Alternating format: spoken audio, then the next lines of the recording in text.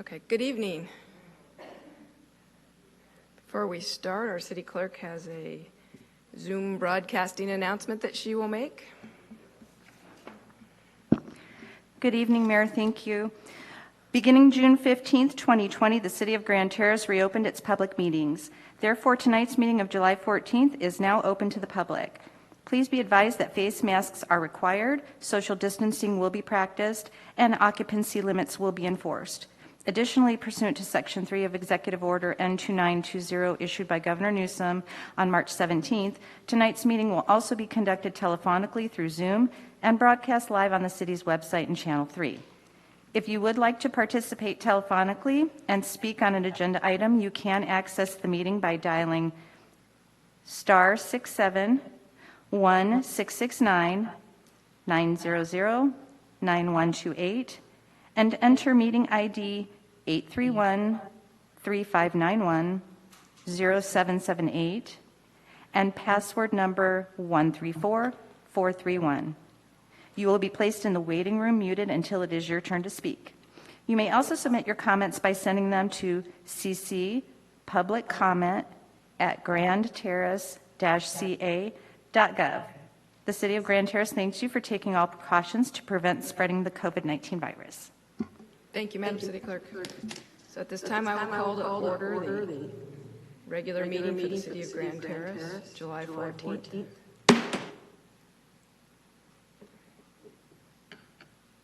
If you would please join me in the Pledge of Allegiance.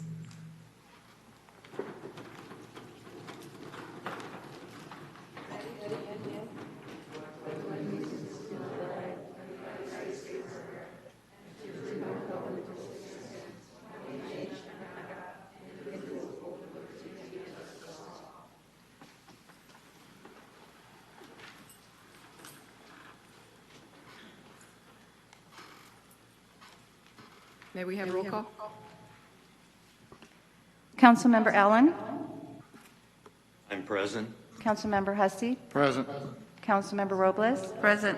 Mayor Pro Tem Wilson? I'm here. Mayor McNabo? Present. Madam Mayor, you have quorum. Thank you. We have a special presentation tonight from our San Bernardino County Fire Chief, Dan Mejia. He's going to talk to us about 4th of July fireworks. He has an after-action report. And he's looking for support from our county I sheriff. think we'd like to have the sheriff lead off first, and then we're just going to piggyback on his. Certainly. Lieutenant Lane? Good evening. That's funny how that works. So I wanted to spend a few minutes just talking briefly about some of our enforcement efforts over the weekend of the 4th and give you some statistics. Let me start with those statistics first of all. And we did some analysis of some of the weeks leading up to and including the 4th. We'll just sort of concentrate on the numbers of calls that we received.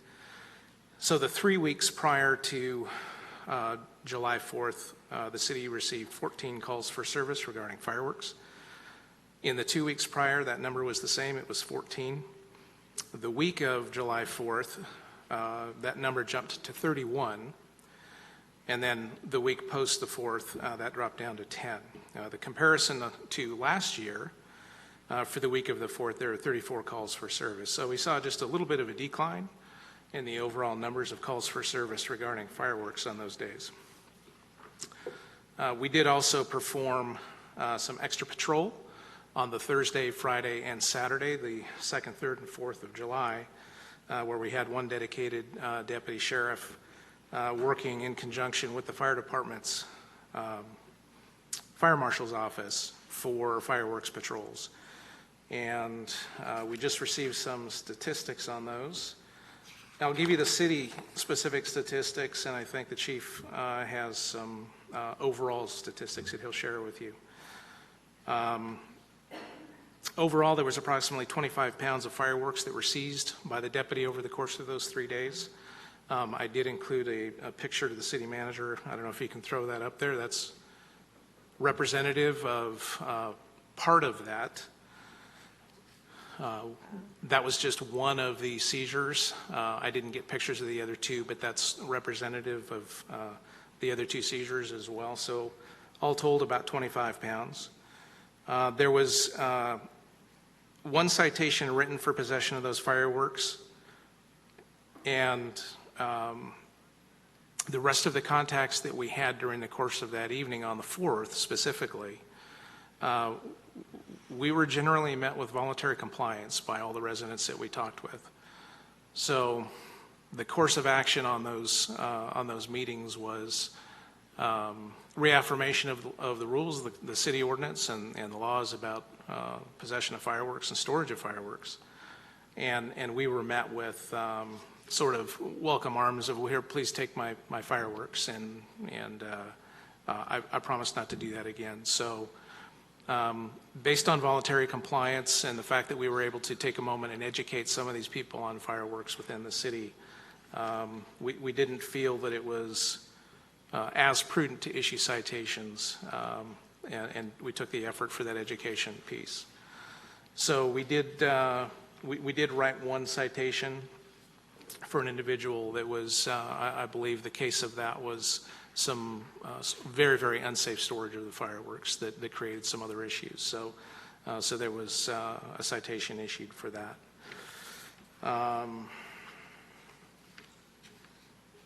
And that's pretty much what I had as far as the city-specific information goes. I think that, like I said, the chief has some additional information on overall stats. If there's any questions for me, though, I'll be more than happy to answer. Thank you very much. Are there questions at this time for the lieutenant? Councilmember Hussey. Thanks, Lieutenant. I understand, the officer's discretion about not giving a citation, but it was a war zone, and I think that we should have had a no. You got caught. These people knew right from wrong. It should have been just a fine, because even after, leading up to 4th of July, it was a war zone here. After 4th of July, they're still setting them off. And I know it's, like I said, I don't want to interrupt the law enforcement how they do things, but it should have been just a fine. They know right from wrong. And they got caught, and this hand slapping doesn't work, and they're just going to do it again. That's my opinion, and I'm strong on that opinion, and I'm sure a lot of other residents, they should have just, like I said, been fined. That's how they're going to learn. Because I know not only Grand Terrace was affected, the whole area was affected. The whole nation was affected with fireworks. And my biggest concern, besides the loud booms and the inconsideracy of what's happening, is some child getting hurt, because you have kids running around too, and these parents are letting kids light these Roman candles and everything else. And personally, I caught one 4 years ago, and the sheriff went out there, and they lit the firework, the mortar, and it went right by the kid's head. And the mother continued to cuss me out as I'm trying to help her protect her child. My thing, I think, that's a child endangerment, and the CPA should have been called. I'm just, thank you for everything that didn't happen, but I think the compliance thing, personally, it should have been a ticket no matter what. That's what, it's, something's going to happen, and the continue slapping the hands is going to continue. That's all I have to say. Thank you. Well, my question is, for the citation that you gave out, how do you reconcile that with the others that you did not give out? Well, again, I think that citation had to do with some unsafe handling or storage of the fireworks. And I think that on the face of it, it appears hard to reconcile.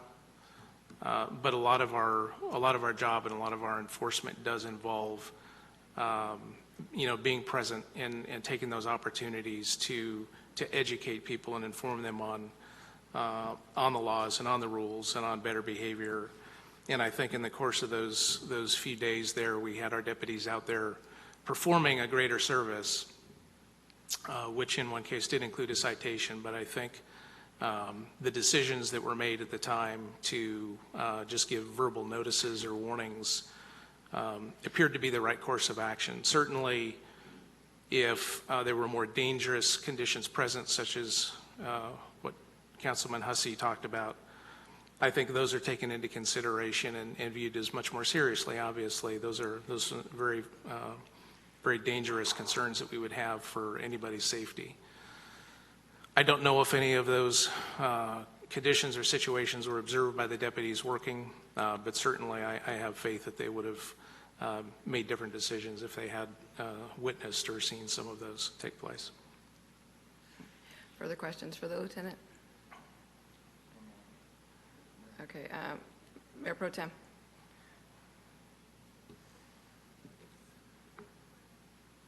Please remember to unmute. Thank you. In a particular incident, situation, I observed illegal fireworks. There was no doubt about it. And I saw the person torch the fireworks off. I think I mentioned that. And I was perfectly willing to swear out a complaint. And I identified the person who was responsible for it out of a line of photos. Where does it go from here? Where does that particular case go, sir? Yes. Well, in that case, after the investigation was completed, I do believe there was a report generated and sent to the district attorney's office. I haven't received any information on either a filing or rejection at this point, but it is something that we will follow, and if there's additional action that we need to take, we will. But I do believe that we conduct a very thorough investigation on that. Councilmember Hussey. Thank you. I just want to make sure that the public understands that if you do follow through, that there will be activity that follows through as well, you know, from the Sheriff's Department. And you can count on the idea that if you're willing to stand up and be counted, that it counts for something. Thank you, Mayor Pro Tem. You're good. Okay. All right. Thank you very much, Chief Mejia. Good evening, Mayor, City Council. We just want to echo what the sheriff has said. We assist the sheriff in fireworks. Fireworks falls under the sheriff's responsibility because it's an explosive. So really what we do is when we go along, we assist with recognizing different fireworks, how to store them, because we collect them for the state for discard later on in the year. Some of the things that County Fire has done to prevent fireworks in the county, illegal fireworks, is we start earlier, about 3 weeks out, and we go to state line and we start doing some kind of interdiction and trying to confiscate fireworks there. We were successful in writing 231 citations at state line, and now that's 230 or 221 citations, 21 citations were from people that were had fireworks bound for San Bernardino County. So it shows that it's just not the county, they're being spread throughout. And in that, we've confiscated 1,800 pounds. In the 4th of July week, you know, we assisted the Sheriff's Department in riding along. But throughout the county, just to give you an idea, we had 13 prevention officers assisting local jurisdictions for agencies in doing patrols. We confiscated 510 pounds that day, and we wrote 38 citations. So it just gives you an example. One of the things that we want to talk about is when we go out there, we understand that there's some kind of a judgment that has to be made. And even our officers are saying that, you know, it's almost a lost cause by doing it the second, third, and fourth, because there's so many. And then you're finding people that are volatile, and are you willing to engage over fireworks that day and really have a bigger issue? So we're looking at next year trying to do something a little bit different, doing more public education prior to getting out on Instagram, social media, and taking advantage of that. We also developed an app this year where you can call anonymously and report illegal fireworks and give an address. And what that does is we're not going to go out and investigate everyone as we get those complaints, but what we're going to do is we look for clusters so that we have an ability to start increasing patrols in those areas and trying to do some interdiction. And not only that, but some education, you know, like the sheriff said that sometimes you gain a lot by sitting there and just educating and showing people that you're out there in force. So those are some of the stats that we had in the county. All right, thank you very much, Chief. Are there questions at this time? Thank you. Councilmember Allen has a question for you. You need to unmute. Yes, yeah, I just had to get it down there. Okay, great. Thank you, Chief Mia, for that report. That was very interesting about how you sent crews and teams up to State Line to start your interdictions up there. I applaud that. So I just want to, thank Lieutenant Lane and Chief Mia. I do have a question though, but I want to thank them for their work in catching them, the folks, and also in educating them, and offering and giving folks a second chance in our community. I appreciate that. My question is, how do you dispose of the confiscated fireworks? That would be a show I would want to see. Well, the state used to actually put them in a pit and set them off, but because of AQMD issues and environmental issues, that's no longer an option. So what they do is they take them and they just grind them down. That's how they dispose of them. The state of California is responsible. Okay, thank you. And one of the other things I should have probably added, one of the difficulties we have in 4th of July is we hear all the time how many vegetation fires are started by fireworks. And it's really difficult for us to even track that because you imagine you see how many fireworks are going off in those 3 days, leading up to 4th of July and even on the 4th. And we just don't have enough investigators to go out there and spend the time to really truly figure out if it was a fireworks call and where it came from. We're going call to call and just trying to put the fires out and getting ready for the next one. So unfortunately, we're not always able to figure that out. We might have a suspicion that they're fireworks related, but other than that, it's just a suspicion. Thank you. I know you had a tough job this year, more so than years past. They were showing video of all the inland region and the skies that were lit up across the county. So I appreciate the effort that you put in, and I like the idea that you're going to start with education earlier next year. I think that's a great approach. Thank you. Thank you both. Do we have any reordering, additions, or removal of items from the agenda at this time, Mr. City Manager? Yes, Mayor. We'd like to move item 5C from the consent to new business, would be the first item in H. And we'd like to also move G9 to after council comments.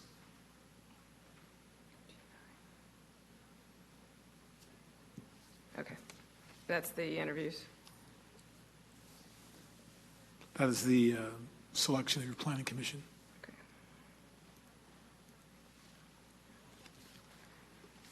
All right, very good. So we have the consent calendar with items 1, 2, 3, 4, and 6 because item 5 has been moved. So the consent calendar items are expected to be routine and non-controversial. They will be acted upon by the City Council at one time without discussion. Any council member, staff member, or citizen may request a removal of an item from the consent calendar for discussion. Are there any requests to remove any of the remaining items?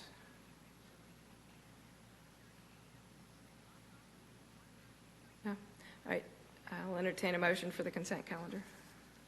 I'll move for approval. All right. I have a motion by Councilmember Allen, second by Mayor Pro Tem Wilson. Please call the vote. Councilmember Allen? Yes. Councilmember Hussey? Yes. Councilmember Robles? Yes. Mayor Pro Tem Wilson? Yes. Mayor McDevoe? Yes. Motion passes Thank you. unanimously. So we'll move to public comment. This is an opportunity for members of the public to comment on items not appearing on the regular agenda. Because of restrictions contained in California law, the City Council may not discuss or act on any item on the agenda, but may ask a question for clarification. Items may also be, Council may also request a brief response from staff to questions raised during public comment or request an item be agendized at a further meeting. That looks like a request to speak. Is that for this time?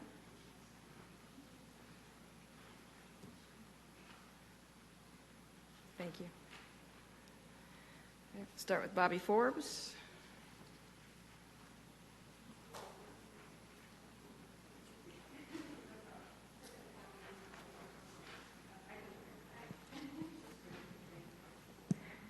Good evening, thank you. Of course, I'm going to talk about the fireworks.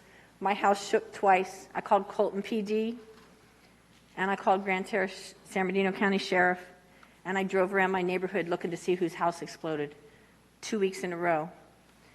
The first time I called all my neighbors, and some of them are here that we spoke about it. The second time my neighbors called me to see if I was okay. This is insane. There needs to be something brought up about the Safe and Sane. They've been selling them in Grand Terrace for 25 years. I have been complaining about them since the year that they started selling them, and I used to love fireworks, and I will keep bringing it up until somebody else pays attention. I myself called the Sheriff's Department at least half a dozen times. The people at Terrace Pines, they had the neighbors scared to death. That was the week before the firework 4th of July. And I believe that you went there. I watched the sheriff go there because I sat down the street after I called. It was crazy, and the people in the neighborhood were calling me. I'm just a resident. They were calling me because they were afraid to turn the people in. And so I call it in. And come to find out, one of my neighbors, Juanita's mom, figured out who it was the one that was setting off the explosives that were shaking our houses. He's new to the neighborhood, and he actually lives on a business property in our neighborhood. So we'll see where that goes. Hopefully they won't stay there very long. They're renters. And it's crazy. I am quivering talking about the illegal fireworks. They're going off at the Grand Terrace Mobile Home Park. I called the sheriff that night about them. Luckily, when I pulled up, the sheriff was coming out. I don't know who you cited, but you need to cite, because smacking their hands and telling them they don't care. They're just like 13-year-olds, even though they're 25 or 35 or 50 years old. They're going to do it again and again and again. If you stop the Safe and Sane, and I understand that it's a fundraiser, if you stop the Safe and Sane, at least then everything else is illegal and you can do something about it, but you can't figure it out. And they're taking the Safe and Sane and shooting them way up in the sky. I see them doing it. I used to enjoy it every year. My birthday's that week. I used to think it was for me. I hate it now. I have to drug my dogs. I have to go get meds for my friends' dogs. And it's not like you can figure out that it's going to be just on the 4th of July, because it's been for 3 months. They're still at 3 o'clock in the morning in my neighborhood. I live west of the freeway. It's remote. Colton is just on fire constantly with the fireworks. And they discussed it at their council meeting last week. And they had some little to-do happen amongst the people, and it didn't go anywhere. So it needs to be addressed. I thank you. Thank you, Ms. Forbes. Juanita Odenbaugh.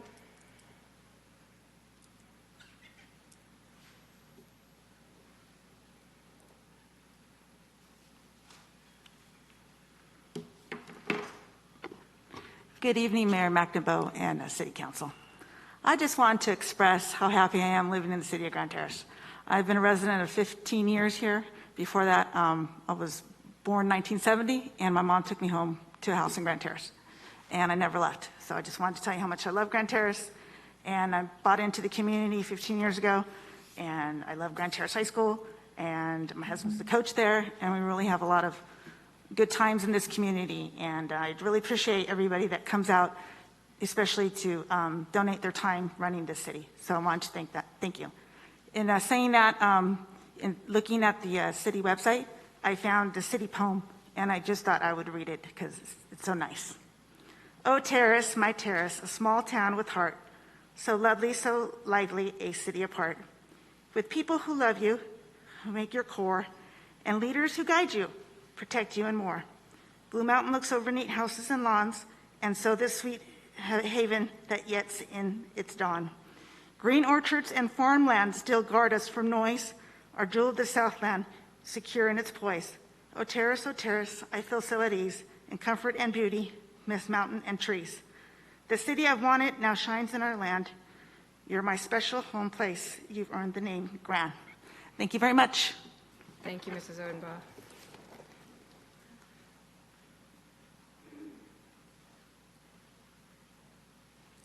That was my last request to speak, so we'll close public comment at this time. And we'll bring it back to council for their communications, beginning with Councilmember Jeff Allen.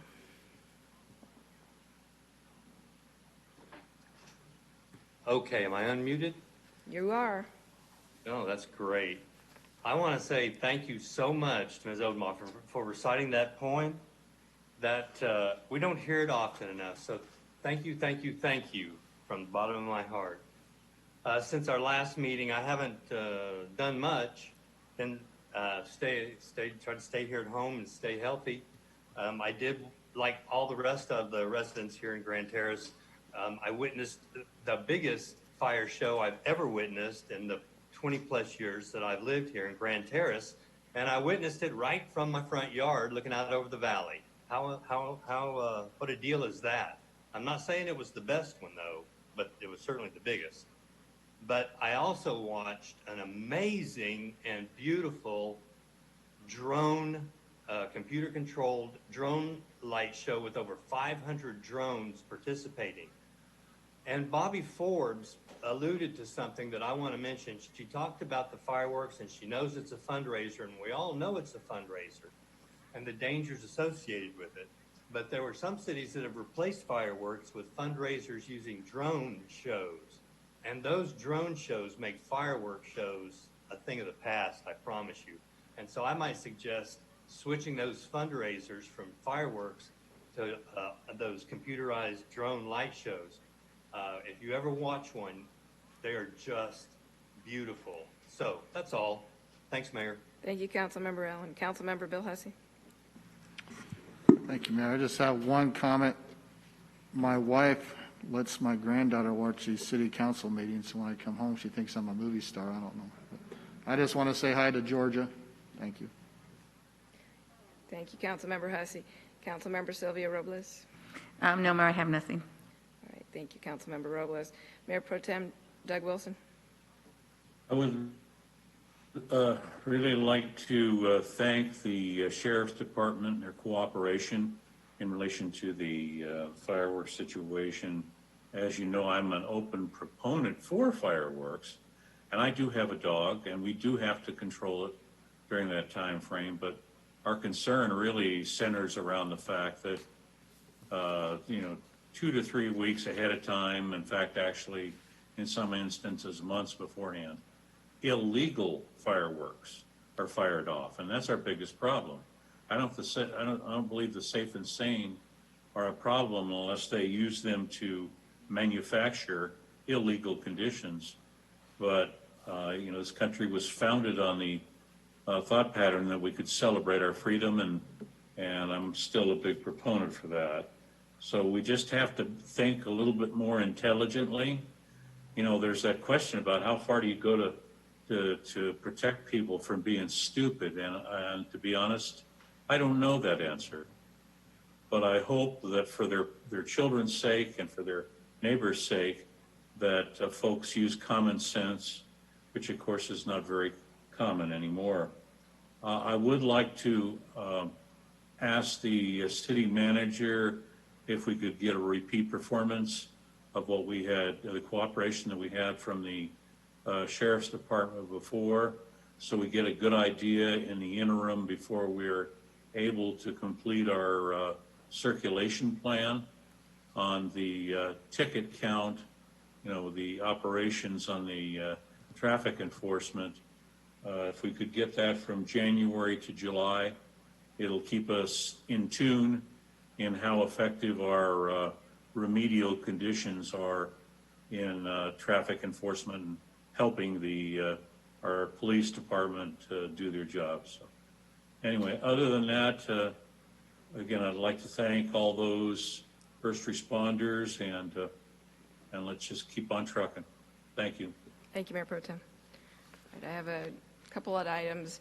Omnitrans met on July 1st, and we did a number of cleanup items for the end of the year, adopting a fiscal year 2021 marketing plan. We also received the 21-25 strategic plan update, the consolidation study update, and that's a consolidation that is being looked at for the Transportation Authority and Omnitrans. We also looked at our September service resumption triggers update. This is the plan that they have in place for increasing their bus route service. If there is the demand to do so, they have triggers put in place to help them to make those decisions based on data. And then we also authorized an award for a concrete repair to the West Valley facility.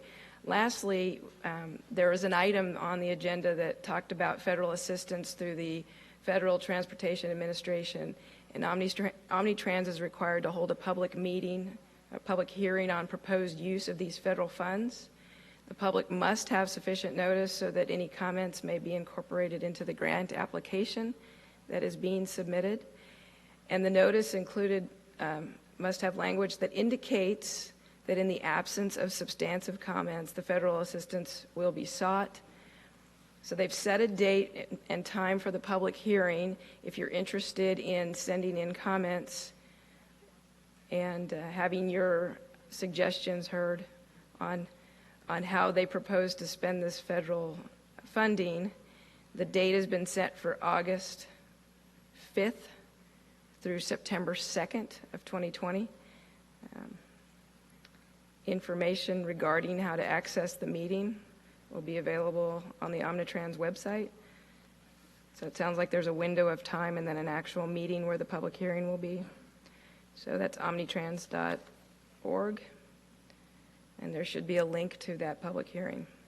July 1st, San Bernardino County Transportation Authority also met. So we approved 2 items that were really amazing projects that may move forward in our county. One of them was a memorandum of understanding between the San Bernardino County Transportation Authority and Desert Express Enterprises, which is a private company.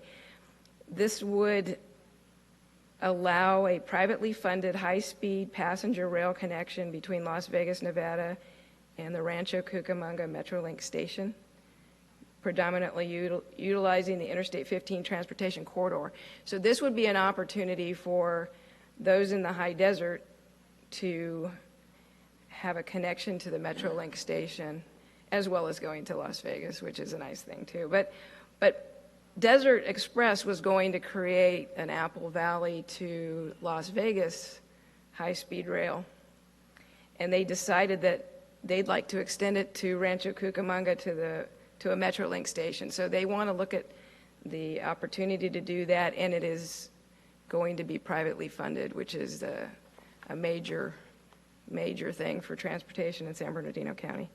We also allocated rail asset funds and congestion mitigation and air quality funds for the development of a tunnel connection to the Ontario International Airport, and this would go to a Rancho Cucamonga Metrolink also.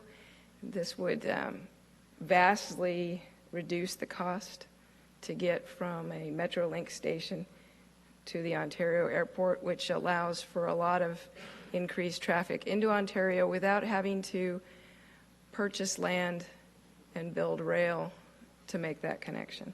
So we approved an amended contract to the Kaplan, Kirsch, and Rockwell LLP for their legal services. SBCTA already does some legal processes with them, so we've expanded the scope of their contract to work through this issue. And then lastly, the public is invited to review and comment on a new county charter that was published on July 10th, 2020. The County of San Bernardino will be looking at a new charter, the first actual whole change to the charter in 107 years. So the County Board of Supervisors is considering placing the new county charter on the November ballot, 1 p.m. on Tuesday, July 14th in the Covington Chambers at the County Government Center in San Bernardino.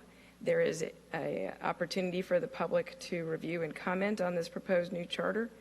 And then if approved by the voters, the proposed charter will replace the current one that was adopted in 1913. And that's the last item that I have for my report. So we will go back to our agenda, and hopefully I will stay in line with the changes.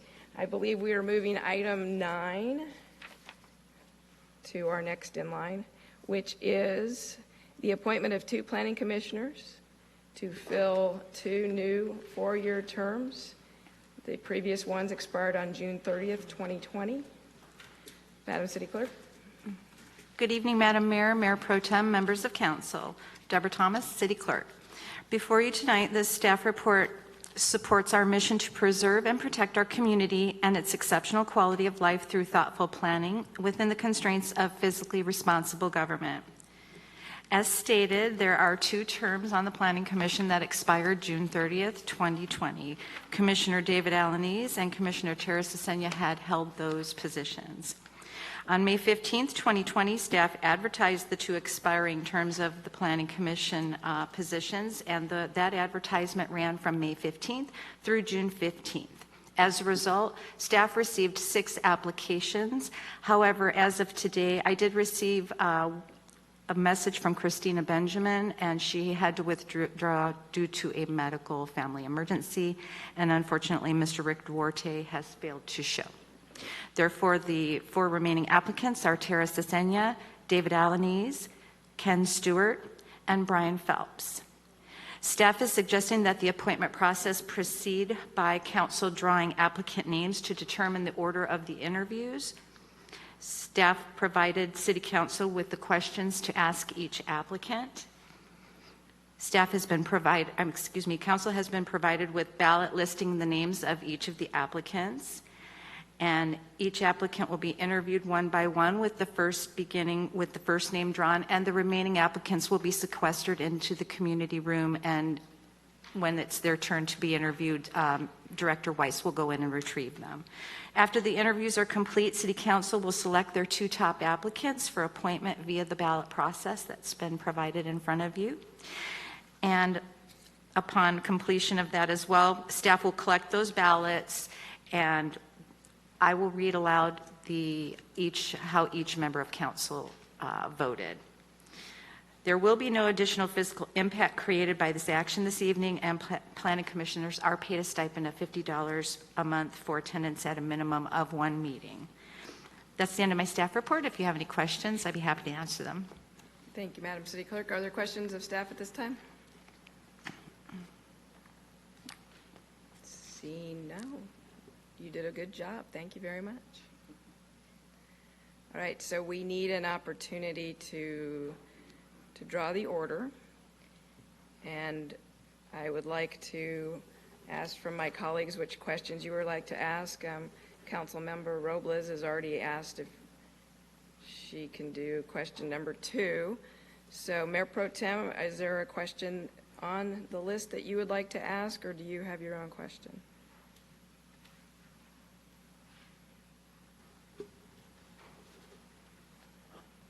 Probably formulate my own question. Okay. All right, and Councilmember Hussey, did you have a question that you would like to ask? Number 3. And Councilmember Allen? I have my own question. Okay.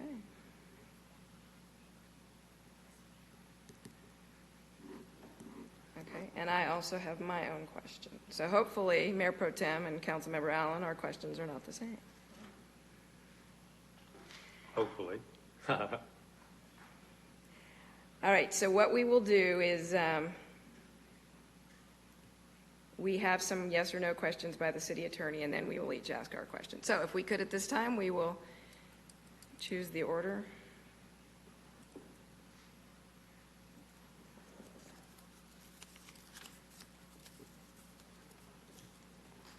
So our first interviewee will be Tara Sesenya.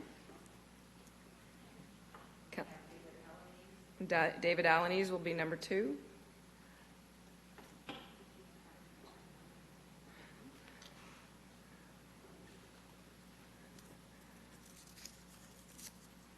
Ken Stewart will be our 3rd applicant. And Brian Phelps will be number 4. So, Madam Mayor, yes. may I suggest having each of the applicants stand near the podium, I guess, social distancing, and I'll ask everybody the same questions all at the same time. Right now? Okay. The city attorney ones first. Yeah, that sounds good. If all the applicants would come forward, social distance from each other, and Tara, you may stay up there. Thank you. And if everybody says yes, maybe you could just raise your hand, so since not everybody is next to the podium. Okay, so the city attorney has 5 questions for you. They are yes or no questions. All right. So question number 1, do you understand that the Planning Commission is not an independent governing body, but rather a body that reports to and is subject to the authority granted to it by the City Council? For example, the Planning Commission is an advisory body to the City Council on matters of policy and a quasi-judicial body on certain land use decisions with appeal rights to the City Council. Does each one of you understand that? Yes. And everybody says yes. Number 2, are you available to meet the Planning Commission required attendance, which is the minimum 2 meetings per month? Yes.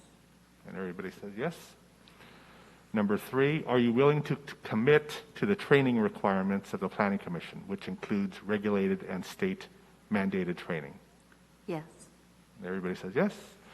Number 4, are you able to commit to technical training that may require you to travel at least once a year? Yes. Everybody says yes. And last question, are you aware that as a member of the Planning Commission, your ability to make public comments may be limited because some land use items may be referred to the Planning Commission? Yes. Everybody says yes. So all commissioners have indicated, or all applicants have indicated yes to the answers. Thank you.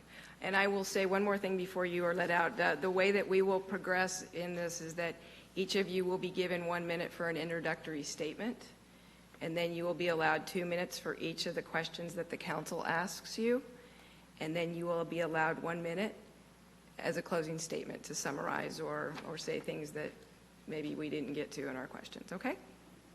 All right, so Director Weiss, would you like to escort all but Ms. Sesenya?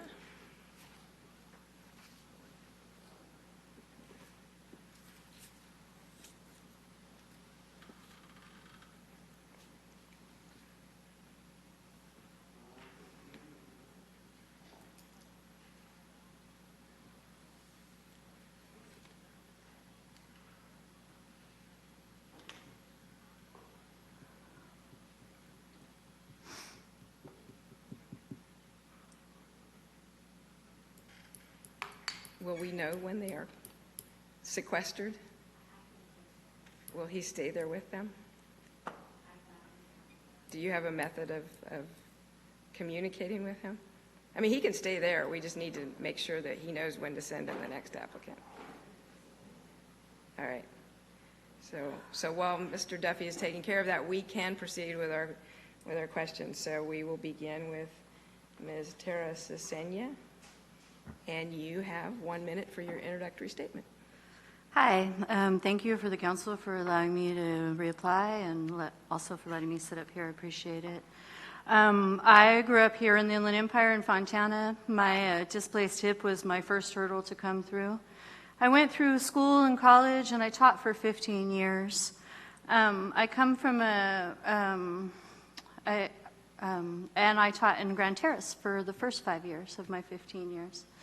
In the name of our thing is the site architectural review, and I have a deep love of architecture and design. I've had to make a point of putting people in my pictures because I come home from trips and I have all these pictures of beautiful buildings and forgotten to take any pictures of people.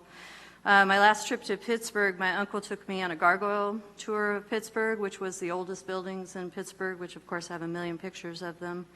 At the end of that day was a church that had been open since the 1800s that had been serving the dock workers of all denominations since the 1800s. It was really cool. The end of that trip was a defunct train station that they had turned into shopping and restaurants, and it was really neat how they redid it. I'd been going since being a kid in the summer times, and seeing it revitalized has been really cool. I come from a family of big builders and big thinkers. My dad was a Normandy vet who helped with the Hoover Dam, worked for Kaiser Steel for 35 years, and believe me, I knew every project in Southern California. We had a malfunction, so if you would stop there for now, and we will go on to our questions. Okay. Sorry about that. All right, so we had the green light on, and then I guess it didn't beep at the 1 minute. All right, so we'll begin with Councilmember Robles. Do you have your question? As a planning commissioner, what is your role in implementing the city's 2030 vision plan? Well, the 2030 vision plan, one of the first things I noticed about it is that we're moving along with it pretty well. The other thing I noticed is that it has a lot of balance in it. And then I think balancing living infrastructure and the developments is a major way to make the development work out better. When I lived in Orange County, there were parks and walking trails, and even though our apartment was quite compacted, you could have a nice place to walk and let your kids play ahead of you and stuff, and it was quite nice. I see Grand Terrace as trying to get that balance by trying to stay the Mayberry while also trying to be modern. And I think us as planning directors really have to think about that, how people are going to live in it, and I think that's one of the places where I come in the strongest. I've been plugged into the families of this town for a really long time, and I kind of see what people need and I've made connections with the schools, and my background in architecture is about making things pretty.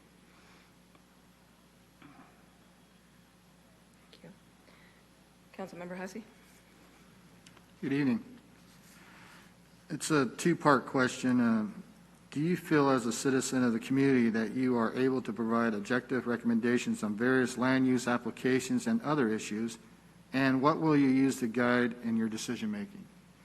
Thank you for the question. I'm going to answer it backwards. My guide is the zoning code, the 2030 plan, the Barton-specific plan, all of the other plans that we've worked so hard together and put together.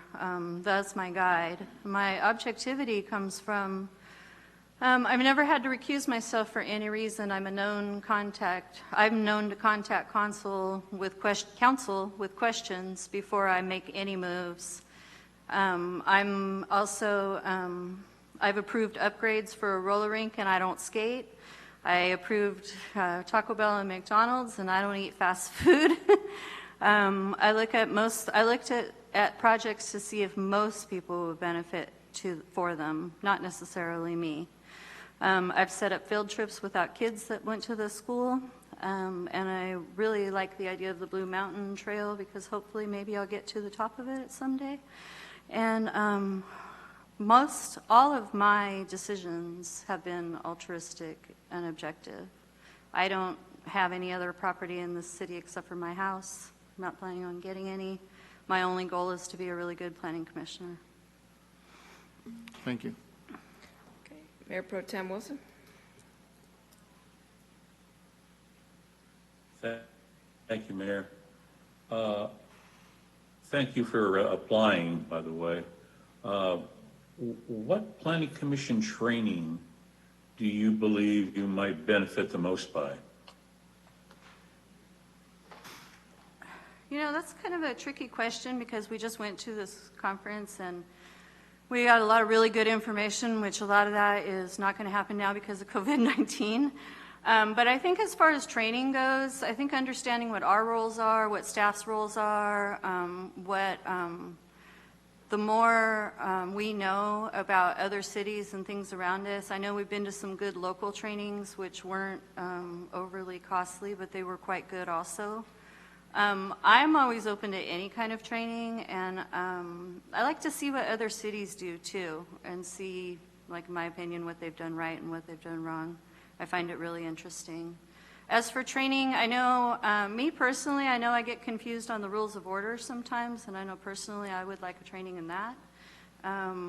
But as for understanding development, the League of Cities trainings we've gone to have been very good. I always come home with a million ideas and a million things to look up from those. So in that mind, I think that kind of training we could do more of. Thank you. Councilmember Jeff Allen? Thank you, Mayor. So, Planning Commissioner Cecenia, I trust you can hear me. Yeah? Yes. Okay, great. So, like Councilmember Hussey's, mine's, well, it's not really two-part, but I'll just ask it. How do you feel about the direction Grand Terrace is going with projects like the Caltrans Roundabout and Commerce Way expansion, the Gateway Specific project, and also something like the proposed hotel and retail centers on Barton and other commercial and industrial development planned for the next 5 to 10 years? Or in other words, what is your vision of what Grand Terrace should and could be in your eyes? I talked about it a little bit when I talked about imbalance in development. As I mentioned earlier, I grew up in Fontana, and there was a lot of changes that happened in Fontana over the years, and I watched the city not be as open to the changes as they could have been, and had that kind of backfire on them a little bit, and it ended up so that the nicer parts of town are actually outside of what we used to consider town. In my opinion, I feel like the balance thing is the most important thing. I was reviewing the 2030 plan, and there's a walking trail that's going to go along that canal, and I thought, oh, well, that would be wonderful to have things like that. In a lot of our projects, there's room for those sort of things, for what I like to call living infrastructure, bike trails and walking and parks. There's that little park on Mount Vernon, and every time I drive by on Mount Vernon and Van Buren, and just about every time I drive by there, there's somebody with a stroller enjoying the park, and I think it's nice. So I think that is going to be our key, and like to keep our Mayberry feel and not overdevelop, but also keep our open spaces and green spaces in mind as we do it. Yeah, and as I mentioned, like how I lived in Orange County, that was what they did a lot. And even if you're going to the mall, you may not necessarily be shopping, but I sat around the fountain and enjoyed my yogurt, and I think we can do stuff like that. Thank you. Thank you. Thank you. All right, without sharing your opinion or position, can you give me a brief overview of items that were recently before the Planning Commission or are on the current agenda, and what you would do to quickly come up to speed on those items? Well, I'm the queen of Google, and so every time one of these packets gets dropped off on my doorstep, I read over it and then I start researching. And usually by the time my Planning Commission meeting comes around, I have 10 to 15 windows open. I've driven by similar projects and looked at them. I can talk about a little bit to, like Taco Bell, for instance. I don't eat fast food, and I probably won't eat at Taco Bell, nothing against it, but I thought the kids having free Wi-Fi was super important. And that families have said that, busy families need more options in town, and I've heard that over and over again.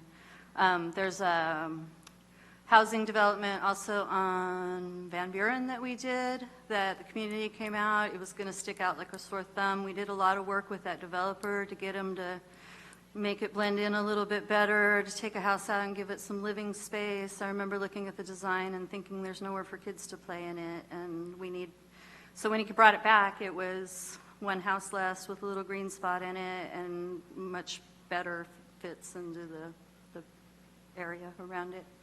So in those ways, I feel like I've always had Grand Terrace's best interest at heart. Like I said, I've approved an upgrade for a roller rink and adult skate and all that kind of stuff. So I always try to think of the bigger picture and what would our students like and what would people like here. All right, thank you. You have 1 minute to give us a final hurrah overview. Maybe tell us things that you wished we'd asked. Okay. Well, one of the big advantages I have as a planning commissioner is Tara the Traveler. I go all over the place. I have been, my husband travels for work, I've traveled extensively, and I've done all these systems. I've done tubes and express trains and bus systems in a foreign language, and flown through beautiful airports and walked through King Louis Garden, and all of that is what I bring back to Grand Terrace. All of it. I look at beautiful things around the world and I want to build them here. The other side that I bring is that I've been here my entire life. I've grown up in the Inland Empire. I lived in Orange County for less than 5 years, and then I came right back because this is where I live. And this is where I want to make it better. I decided that instead of leaving, that I would stay and make where I live better. I bring all of this, and I'm always here to serve at the pleasure of the council. Thank you. Thank you, Ms. Sesenya. Appreciate that.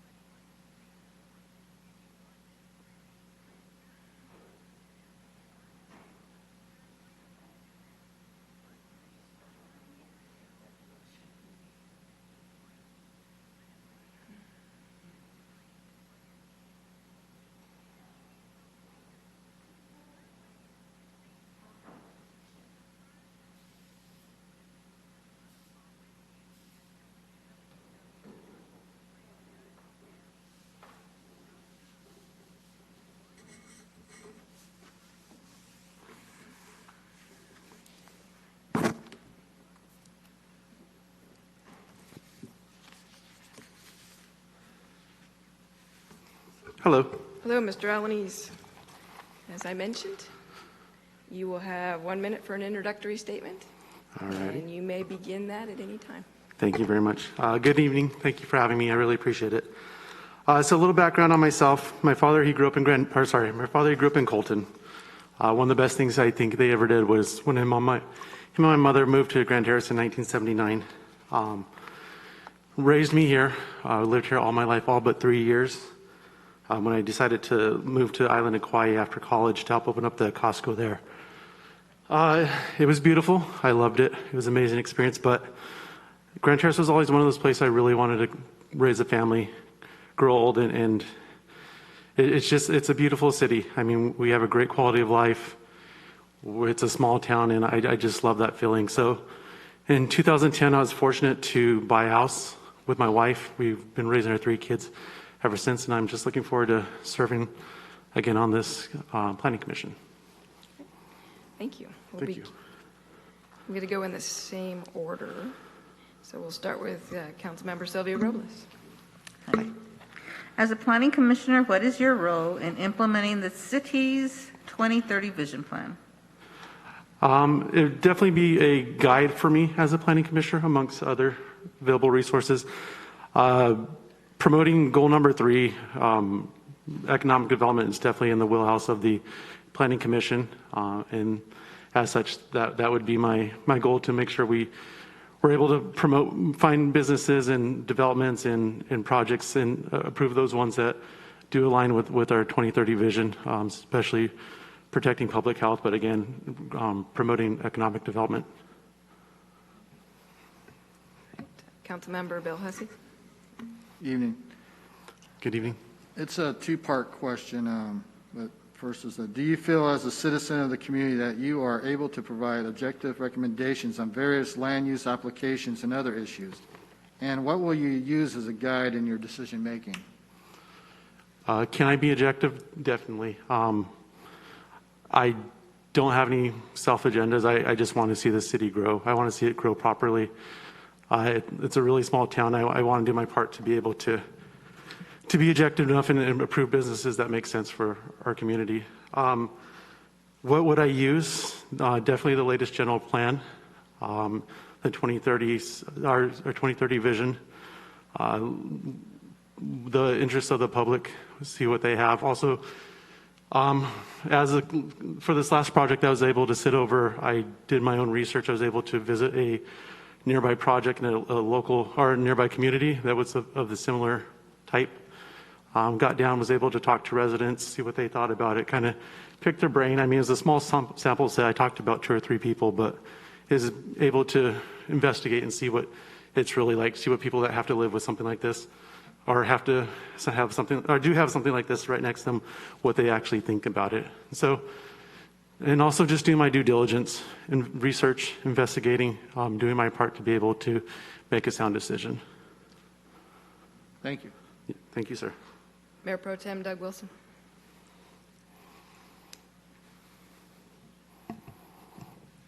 Thank you, Mayor.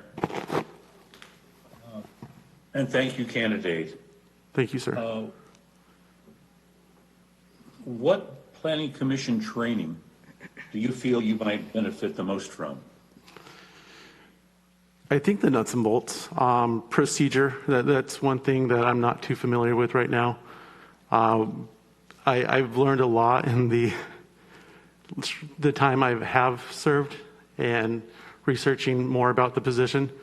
But I think procedure and what exactly is our technical role, or what is the role and what's our authority to be able to, what type of recommendations we can recommend to staff to add to the projects.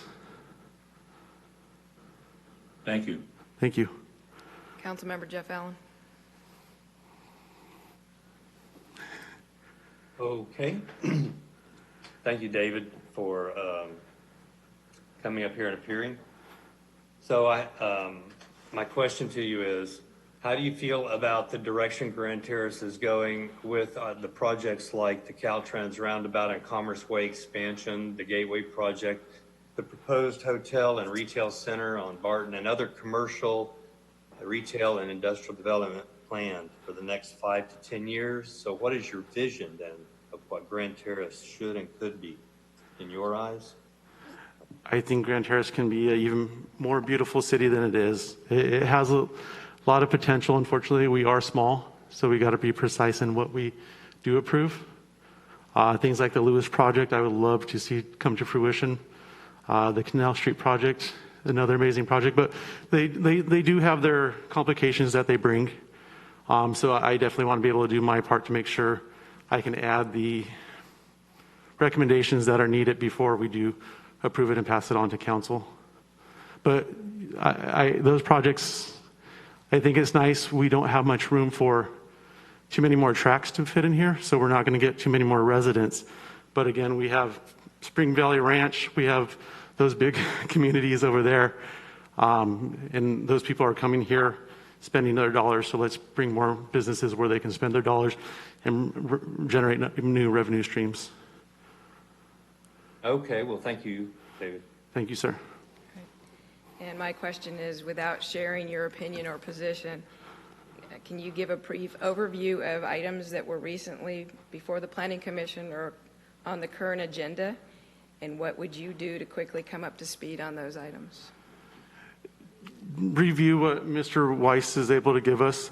Staff, they put together a beautiful packet, but again, the already steps I've taken, it was very beneficial to be able to see what a similar project did entail, what type of impact it does have on a residential neighborhood, and to hear from actual people that have been living nearby a similar project for many, many years. So just research.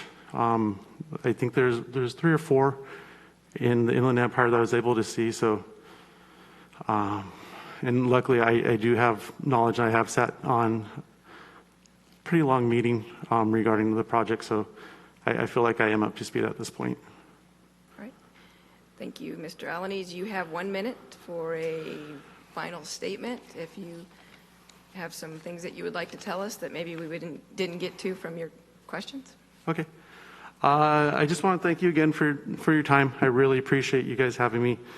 A little bit I didn't get into is I do have a background in environmental health services. I work with the county. We deal a lot with groundwater protection, well permitting, septic siting, stuff like that. Actually, I was very fortunate on one of the meetings I sat on. There was a condition that had to do with protection of groundwater that was overlooked, and I was able to provide my expertise, provide my input, and so next meeting it was a condition approval, which I think did a big job on protecting groundwater in the future. As you guys all know, it's a scarce resource, but at first, when I found out I had to re-interview, I wasn't too excited, but I did learn a lot in the process. This is a very intimidating situation up here, but I learned a lot what I want to do and the vision of the city, and and how I want to play my part and be able to help out with that vision. So thank you again. Thank you very much. Thank you, Mr. Allen. Am I able to stay in here, or do I have to return to? You may stay, Okay. but just not at the lectern. Good.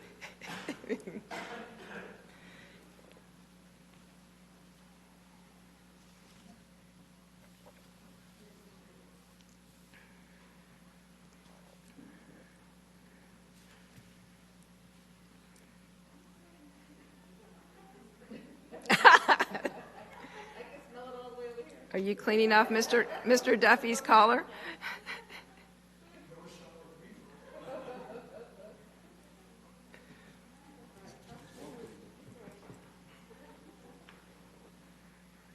Thank you for being so thorough.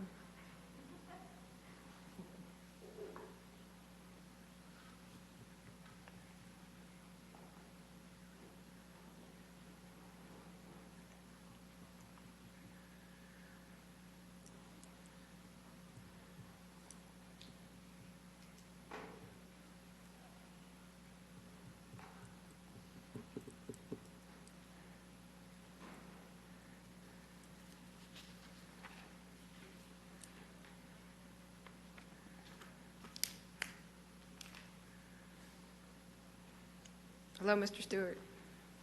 Good evening. How you doing? Good. You have 1 minute for an introductory statement, and you may begin when you're ready. Mayor, City Council, my name is Dr. Ken Stewart. I'm a resident of Grand Terrace, been here for the past 10 plus years. I have a wife, married to one wife, and I have one daughter, and she's 5 years old. All right, thank you. We're going to ask our questions. We'll begin with Councilmember Sylvia Robles. You were so succinct, I was like, oh, it's time.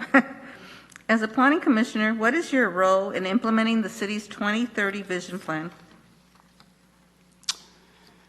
As a planning commissioner, I believe my role will be to do a couple of things. One is find ways to streamline the application process and permitting process, suggest ways we can use students as interns, ensure all residential, community, and other construction meet the minimum requirements for building and safety, identify waste and future investments, educate the city on property maintenance and city beautification plans, help position the city to apply for competitive grants, improve infrastructure for pedestrians and bicyclists, and last but not least, consider staffing solutions that can facilitate new development.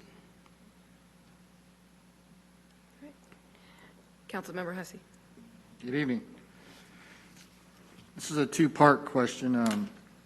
Do you feel as a citizen of the community that you are able to provide objective recommendations on various land use applications and other issues? And what will you use to guide in your decision-making? Well, for me personally, I'll use my skill set as a public health professional. We are trained to engage in research. We are trained to look at trends. We are trained to look at what are some of the policies that are in place. And by those factors, that will help me guide my decisions. But I also use my common sense and how to evaluate the planning procedures and how to make not easy, but viable solutions as it relates to planning. All right, thank you. Mayor Pro Tem Doug Wilson.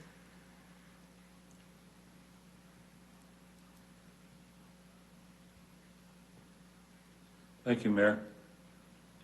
And thank you, applicant.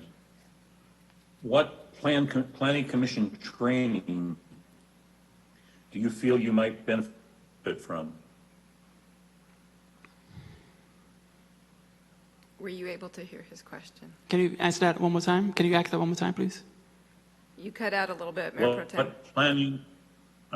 What planning commission training might you feel you would benefit from? Well, I am open to training. This is a new opportunity for me, and I believe I bring a skill set to this potential committee, but I'm willing to learn. I'm willing to understand the specifics as relates to the planning procedures and what businesses or or organizations need to do to build in Grand Terrace or to even obtain a license to be able to provide services for the Grand Terrace residents. So I'm open and I'm willing to learn and understand. Right. Thank you. Councilmember Jeff Allen. Thank you, Mayor, and thank you, Dr. Stewart, for applying and for your interest in this position. I hope you will maintain your interest in our community. My question is, how do you feel about the direction Grand Terrace is going with projects like the Caltrans roundabout and Commerce Way expansion, the Gateway project and the hotel and retail center on Barton Road, among other commercial, industrial, and retail development plan for the next 5 to 10 years? What would be your vision of what Grand Terrace should and could be in your eyes? Well, in terms of the building and expanding, I think we're doing a good job. But one concern I have is that we're limited on space, we're limited on land. And by us being limited on land, we then limit ourselves in building new development, whether if it's housing, whether if it's business, because we're limited. So for the next 5 to 10 years, we have to consider looking at land and trying to secure land to be able to build, to expand our community.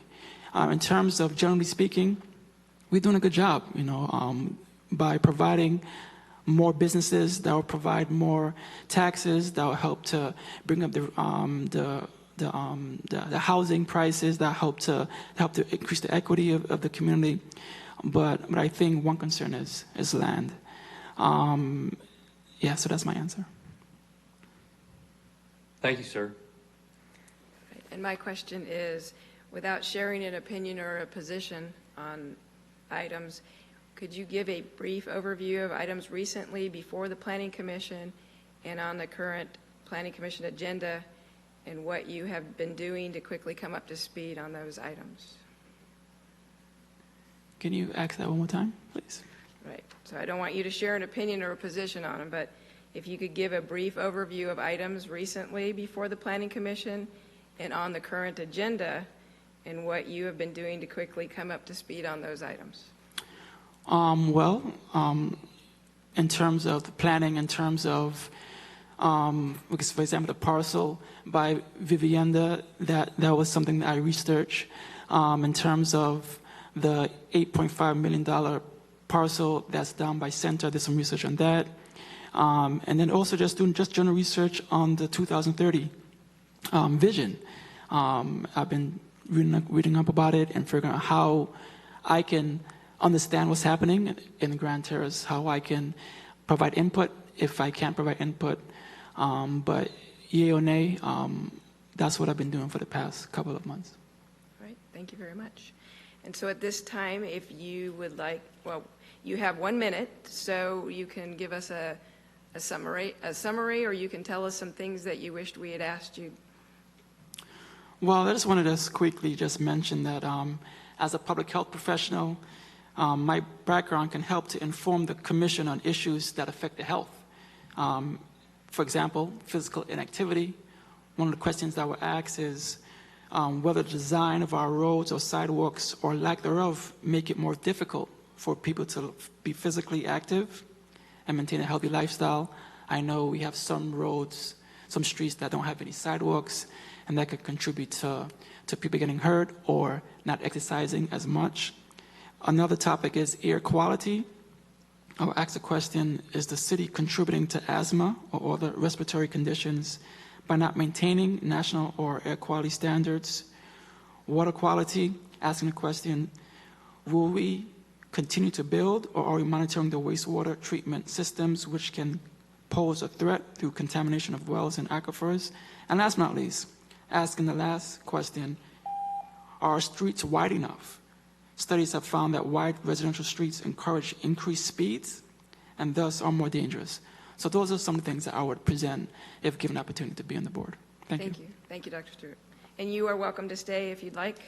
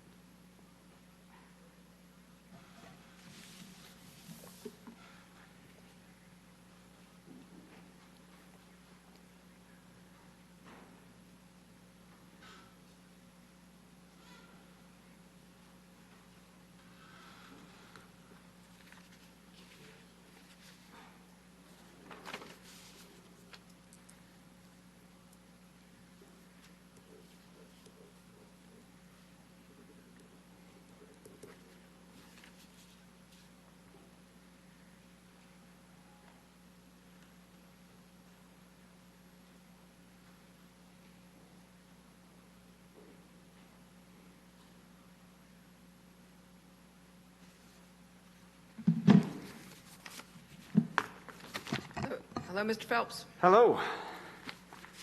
You have 1 minute for an introductory statement, which you may begin when you are ready. Hello, I'm Brian Phelps. I'm a former planning commissioner, and I've lived in the city my whole life, and I love the city, and I want to make sure that we continue to make it the best place we can, and that when I'm done and I leave this place, it's better than when I came. Thank you. Thank you. We'll begin our questions, starting with Councilmember Sylvia Robles. Well, hello again. Hello. As a planning commissioner, what is your role in implementing the city's 2030 vision plan? Yes. 2030 vision plan.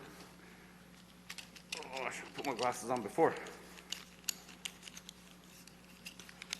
Okay, never mind. Now, there's several things to the 2030 vision plan. Let's see where. Yes. Well, the project, of course, needs to be fiscally viable. It needs to maintain the public safety, and it needs to promote our economic development. And as a commissioner, I need to encourage successful partnerships with the public and private agencies. And as a commissioner, I need to promote transparency, which I strongly support, and engage the public as much as possible to ascertain the public's needs. Councilmember Bill Hussey. Okay, this is going to be a two-part question, Ryan.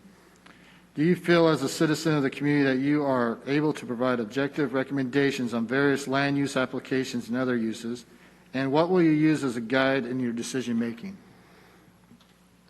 Well, of course, the general plan and its accompanying documents, like the Barton Road specific plan, are the guides used to make the decisions, as well as guidance from the planning staff and my understanding of the culture and the history of this great city, and the public input, of course, gathered during a project's presentation. I've always been an impartial decision maker, weighing the facts and the merits of any argument to better understand and to guide me to an honest and fair decision. Okay, thank you. Mayor Pro Tem Doug Wilson. Thank you, Mayor. Thank you, applicant. My question's fairly simple. What planning commission training do you think you might be able to benefit from? Well, all the training that I could get would be fantastic, but learning what would be the most important things to learn?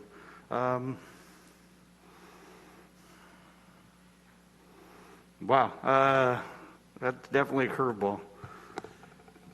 I would say the most important thing you can learn is how to better understand and use the general plan and the guidance that provides, and to apply that to particular projects, especially projects that you feel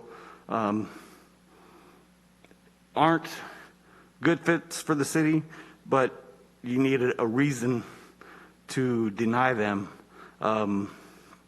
And sometimes it can be difficult to find an objective reason to dislike a project. I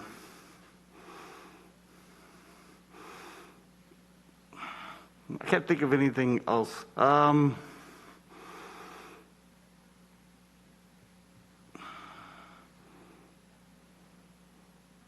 Yeah, I can't think of anything. There are so many aspects to planning that you touch on so many things that trying to think of a single thing that would be beneficial is very tough. Thank you, Brian. Thank you, Doug. Mayor. Councilmember Jeff Allen.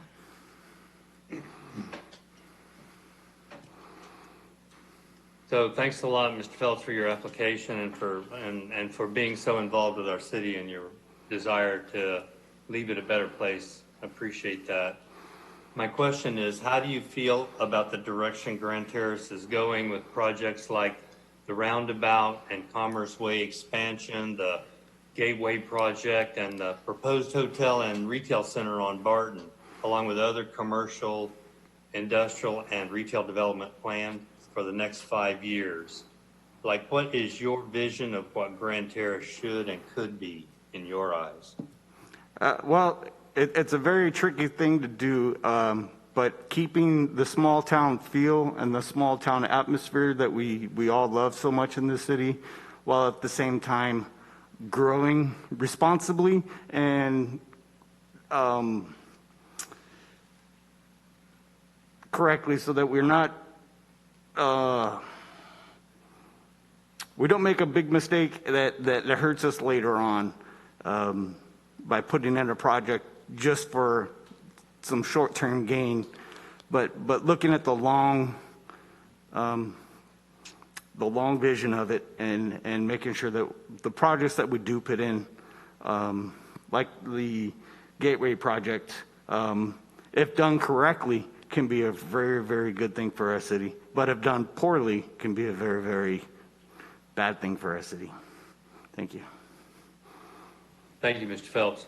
Okay, and my question is, without sharing your opinion or position, give me a brief overview of items recently before the Planning Commission and on the current agenda, and what have you been doing to quickly come up to speed on those items? Well, there hasn't been that many meetings, but there is a project coming up, the industrial project down by the like the Lacadena area that is coming through, and I know it's very controversial, and I've been trying to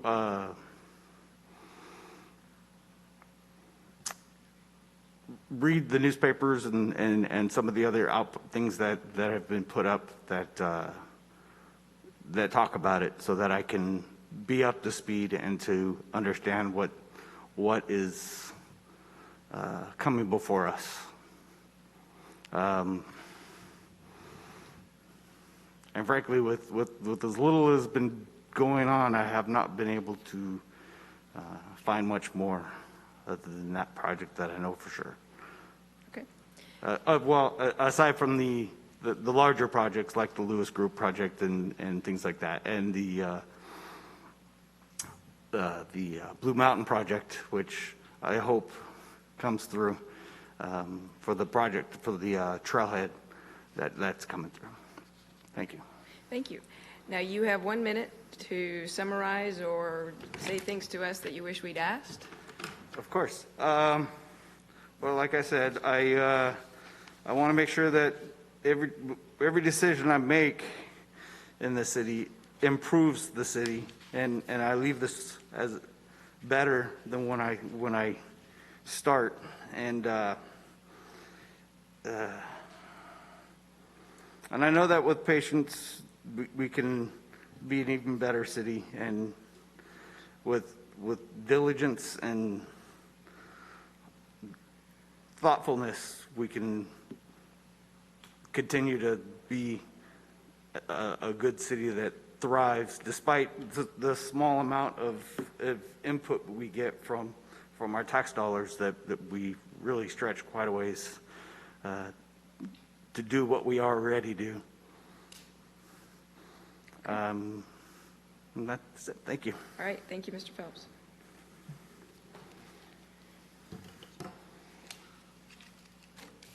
All right. So at this time, we have to do the tough job of voting. And so I'm going to take this opportunity right now to thank all of our applicants. I appreciate your time and effort in coming out. I know standing at the lectern or interviewing up there is not one of the best experiences in the world, but it does give you an opportunity to understand that those that come during public comment, the position that they're in when they stand at that lectern. So it's always a good exercise for that reason. So at this time, I'm going to ask my council members to fill your ballot, vote for the top two. And are we having our remote council members chat into you their answers? Yes, I will call on them one at a time when we get ready to make the announcements. So I will call on Mayor Pro Tem Wilson to announce his top two. Are you having him send you what they are? Are you having him, they're sending in their votes to you right now through chat, like we're filling out our ballot, right? Is that what we're doing? No, they're just, they're verbally announcing it. Okay. I think that's kind of a division in the way that we're voting then, because you're not having us each verbalize. Okay, well, they can certainly chat. I would suggest that you have them chat to you, their top two people, and that you will read them off. Okay. Thank you. Either chat or email. I can chat with them via Zoom. Okay.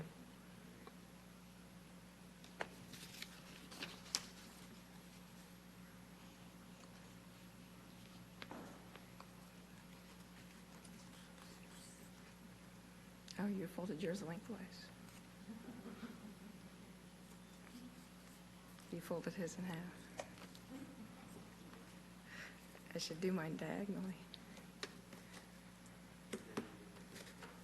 All right, I'm ready for you to collect the ballots up here as well.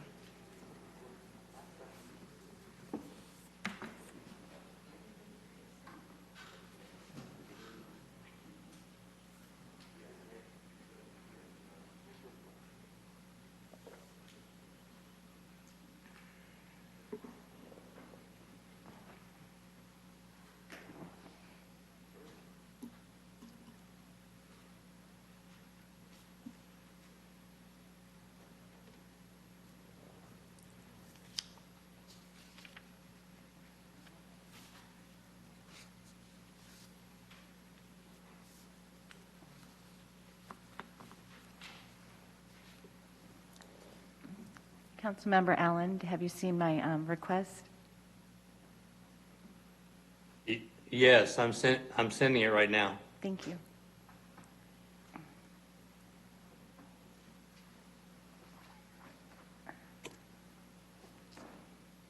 I sent it. I'll announce it. I don't mind, but I sent it. Thank you. We'll take care of it. Okay. So for Councilmember Allen, his two picks are Planning Commissioner Cecenia and former Planning Commissioner Cecenia and Mr. Alanis.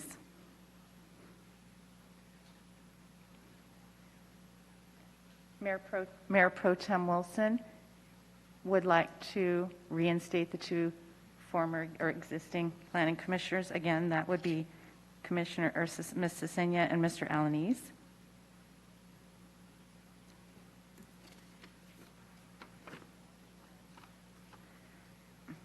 Mayor McNabeau has selected Mr. Alanis and Ms. Cecenia.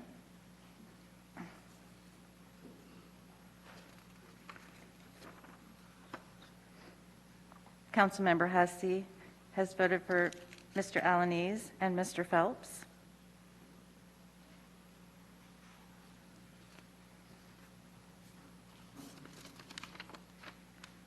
Councilmember Robles has voted for Mr. Alanis and Mr. Phelps.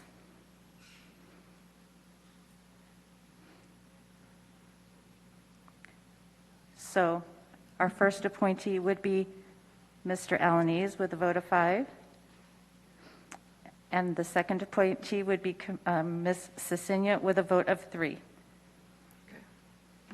Thank you.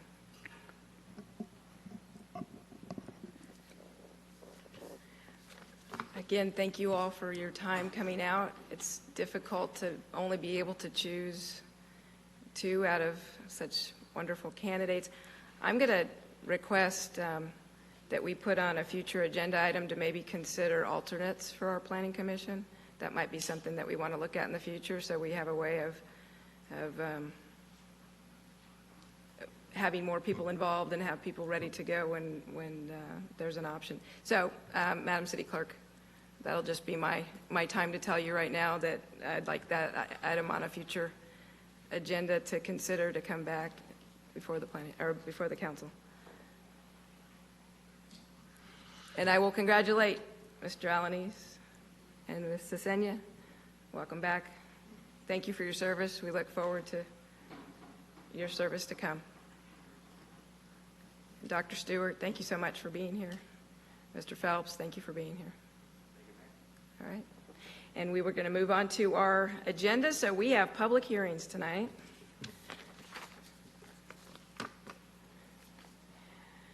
So anyone who wishes to speak on a public hearing item will be allowed 3 minutes to address the City Council.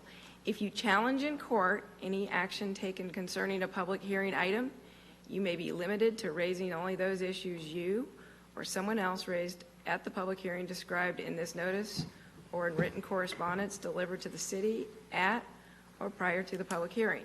So we will hear a presentation of the agenda item. We will hear any written communications that have been received. City Council will have an opportunity to ask questions of staff. Public hearing will be opened and we will hear from any members of the public wishing to speak. If there's an applicant who, in this case, not, but it would be staff if they needed to redirect. If there's any oral testimony from public speakers, they are limited to 3 minutes. The applicant's rebuttal if necessary, and that will be not limited to 3 minutes. We will close the public hearing and then City Council will deliberate. We have 2 public hearings tonight, and the first of which is adopt a resolution that would adopt vehicle miles travel thresholds for analysis of traffic impacts under the California Environmental Quality Act. And in front of me, I have Director Steve Weiss. Thank you, Mayor McNabeau and council members. For the record, yes, I'm Steve Weiss. I'm Planning Director and Development Services Director. A couple of weeks ago, June 23rd, you were given a workshop on vehicle miles traveled. I know the City of Grand Terrace representatives on the council even have attended meetings tied with the SBCTA for this whole idea of actually creating a whole different concept in how you evaluate how traffic is actually evaluated. It went into law July 1st, and many of the cities are adopting resolutions as I speak. And right now, our consultant is very busy right now. So we have a Zoom presentation that will be performed by from Farron Pierce, who's been very much involved in vehicle miles traveled legislation. And it will either be through Jason Pack or Delia Vach. So the Zoom will come up and the presentation will occur. And if you could bring the PowerPoint up, I would appreciate it. Thank you. Thank you, Steve. I assume everybody can hear me at council end? All right, so thank you very much. So it's good to be in front of you in a slightly different media format this go around, and without a face mask on, which is somewhat nice when presenting. So tonight we're just going to give you an update. Since the last time we saw you, as Stephen mentioned, SB 743 did take effect on July 1st. And since our presentation with City Council, we've been working with city staff to try and finalize a threshold of significance for consideration by council, which is why we're back here today. So if you can go to the next slide. Just a couple slides on a recap of what we talked about the last time. So Senate Bill 743 really had a legislative intent of trying to appropriately balance the needs of congestion management with other competing interests, such as infill development, promotion of active transportation through walking and biking, as well as reduction of greenhouse gas emissions. Next slide, please. The change to CEQA does identify that we now must use VMT. VMT is essentially the number of trips generated by a project times the trip length. We're going to start our little video that we did show you the last time, since we think it does explain it. And if you can pull that up, we'll go ahead and get that started.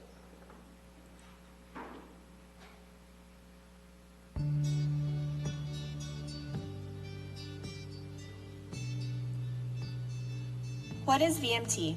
VMT, or vehicle miles traveled, refers to the distance that a car travels regardless of how many passengers are in the car. So this car, traveling 1 mile, would generate 1 VMT, and 4 vehicles, traveling 10 miles, would generate 40 VMT. To understand how much VMT a person generates on a typical weekday, it's useful to map their travel throughout the day. In this example, Jess starts the day at home, drives to the coffee shop 2 miles away, and then heads to work, which is 10 miles from the coffee shop. After a day at the office, Jess returns home 11 miles away. Later, Jess heads out and drives 1 mile to the gas station to fill up, before driving another 3 miles to the grocery store, and then makes the 2-mile trip back home. By adding together the miles driven, it is shown that Jess has generated 29 VMT for the entire day. This VMT can be further categorized into the individual trip purposes that motivated each leg of the trip. VMT can be organized into 3 typical trip purposes: home to work, or HW, home to other, or HO, and other to other, or OO. This organization is helpful in understanding that trips to and from work tend to generate the most VMT because people are willing to drive longer distances as the benefit of the trip increases. Do you have other questions about VMT that you would like answered? Let us know. All right, and now if we can go back to the presentation, we'll just continue on. So we discussed this last time, and we did play that video, but it's also important to recognize that the city does still hold level service and the freedom to maneuver by auto as a value if it's in your general plan. So projects will continue to use level service as they traditionally have. We're just now evaluating VMT that's required by the state as part of the CEQA modification. Finally, we mentioned this, SBCTA did do an implementation pathway study that the city participated in, and everything that we've been working with the city on does derive directly from that SBCTA project. And it's really just helping the city staff understand options and what they potentially mean for future development in the city before bringing it to council for adoption. Next slide. So the procedures that projects will need to take to undergo traffic, there is an opportunity to screen a lot of projects from VMT assessment. Screening criteria is identified here, but they fall into really 4 main categories. First one being if you're close to a high quality transit area or Metrolink station, you can be screened from VMT assessment. Low VMT generating zones. So essentially, if traffic is efficient in a certain area of the city, we would screen similar development in that same area of the city. Small project screening, as well as local serving projects that would tend to reduce trip length or number of trips people make. So the hope is that a lot of projects won't require VMT analysis. It can be screened, but obviously the city does have that discretion as long as we support it by substantial evidence for the record under CEQA. So the implementation study did identify and develop a screening tool to help streamline some of the screening process. And we have a map that's shown on the next slide, please. And what you can see here, particularly on the map on the bottom right-hand corner, is we've taken the threshold of significance that we've worked with staff and we'll be identifying in a few slides. We've mapped it out to the city of Grand Terrace, and here's how you can see effectively where the more efficient areas of the city from a VMT per person or service population perspective is relative to the rest of the city. So this screening tool, the hope is to be able to use this to help screen projects in the future and identify some of those areas of the city that are lower from a VMT generating area than other parts of the city. Next slide, please. So projects that won't be screened out, all this means is that we have to do another type of analysis under CEQA now, and that includes calculating project VMT. We worked with the city to create guidelines to standardize the approach and methodology for that, and that is all tiered off the SBCTA effort. They're going to have to compare back to the adopted threshold of significance. And then obviously if they have significant impacts, like any other CEQA topic, you would have to either modify the project or provide mitigation measures to try and mitigate that VMT impact. And ultimately, council still maintains the right to do to adopt a project with significant and unavoidable impacts with a statement of overriding considerations under CEQA. Next slide, please. So when we started looking at this with the city, this is just some facts of how Grand Terrace compared to the rest of the county. So we used the countywide travel demand model that was created by SBCTA to do this assessment. One of the things that we found is that Grand Terrace currently has lower VMT per person relative to the rest of the county as a whole. So if you think about it, Grand Terrace is a more efficient area of the county compared to other areas of the county, and the more development that we can promote in Grand Terrace, the better it is from a VMT environmental perspective relative to that development going elsewhere in the county. That's a direct correlation, as residents and employees just typically don't drive as far as other areas of the county, likely given your geographic region and access to some employment centers in and around you. And ultimately, we do need to develop a threshold that balances the local goals and values of your community, identified in the general plan to meet some of this new statewide legislation. Next slide. So for projects that do require this VMT analysis, we have been working with staff and have identified that we're recommending a threshold of significance that benchmarks future development against the average development that currently exists in San Bernardino County. So to take a step back, what the threshold is we're requesting that all new development in Grand Terrace be at least as efficient as the existing development in the county as a whole. So this goes back to the fact that you're a little bit more efficient relative to the county. And if we benchmark to the county, we're promoting development in this area of the city that is more beneficial from a VMT perspective and has subsequent environmental benefits tagged. So next slide. So what we're requesting today from council is you have a resolution in your council packet to adopt vehicle miles traveled and associated thresholds for analysis of traffic impacts under CEQA. And then the second component is we have developed TIA guidelines to help assist and standardize this process. We do recommend that as CEQA case rulings come down or new methodologies or new tools are developed that might be more accurate or help improve analysis, that you authorize the city engineer to monitor this and update those guidelines as needed. Just recommend or recognize that the actual threshold of significance is what CEQA recommends council adopt through a public process, which is why we're here today. So with that, I believe that is my last slide, and I can answer any questions that you may have. Thank you, Mr. Pack. Are there questions at this time of staff? All right, Mayor Pro Tem. Thank you, Mr. Pack. Question. So the VMT, if I understand it correctly, will go in place of the LOS, and the level of service stuff was set up on a particular criteria. But can you break down for us the criteria that you associate with the VMT? I know you're showing that a certain amount of miles for a trip in say Joe's trip for the day is the way you're calculating this, but what about things like average age of the people that live within the city? What kind of services are involved? Can you tell us how that plays? Yeah, absolutely. So when we look at VMT, the way we're recommending it to the city is that we look at VMT on a per person or per service population basis. So that is allowing us to look at the efficiency of travel. We've also identified that we use the San Bernardino County Travel Demand Forecasting Model to estimate VMT. That's the best tool we have available to do that. And that tool does incorporate a variety of what we call socioeconomic data. So it incorporates household age, number of persons in the household, access to automobile, average yearly income, because those are all socioeconomic factors that we've seen affect the willingness of how often and how far people travel.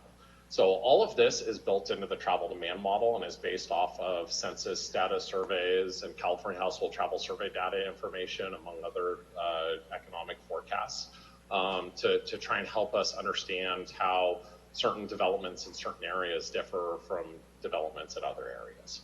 So all that is built into the best tool that we have available to estimate VMT. And I hope that answers your question related to VMT. Can I ask one more question then? Absolutely.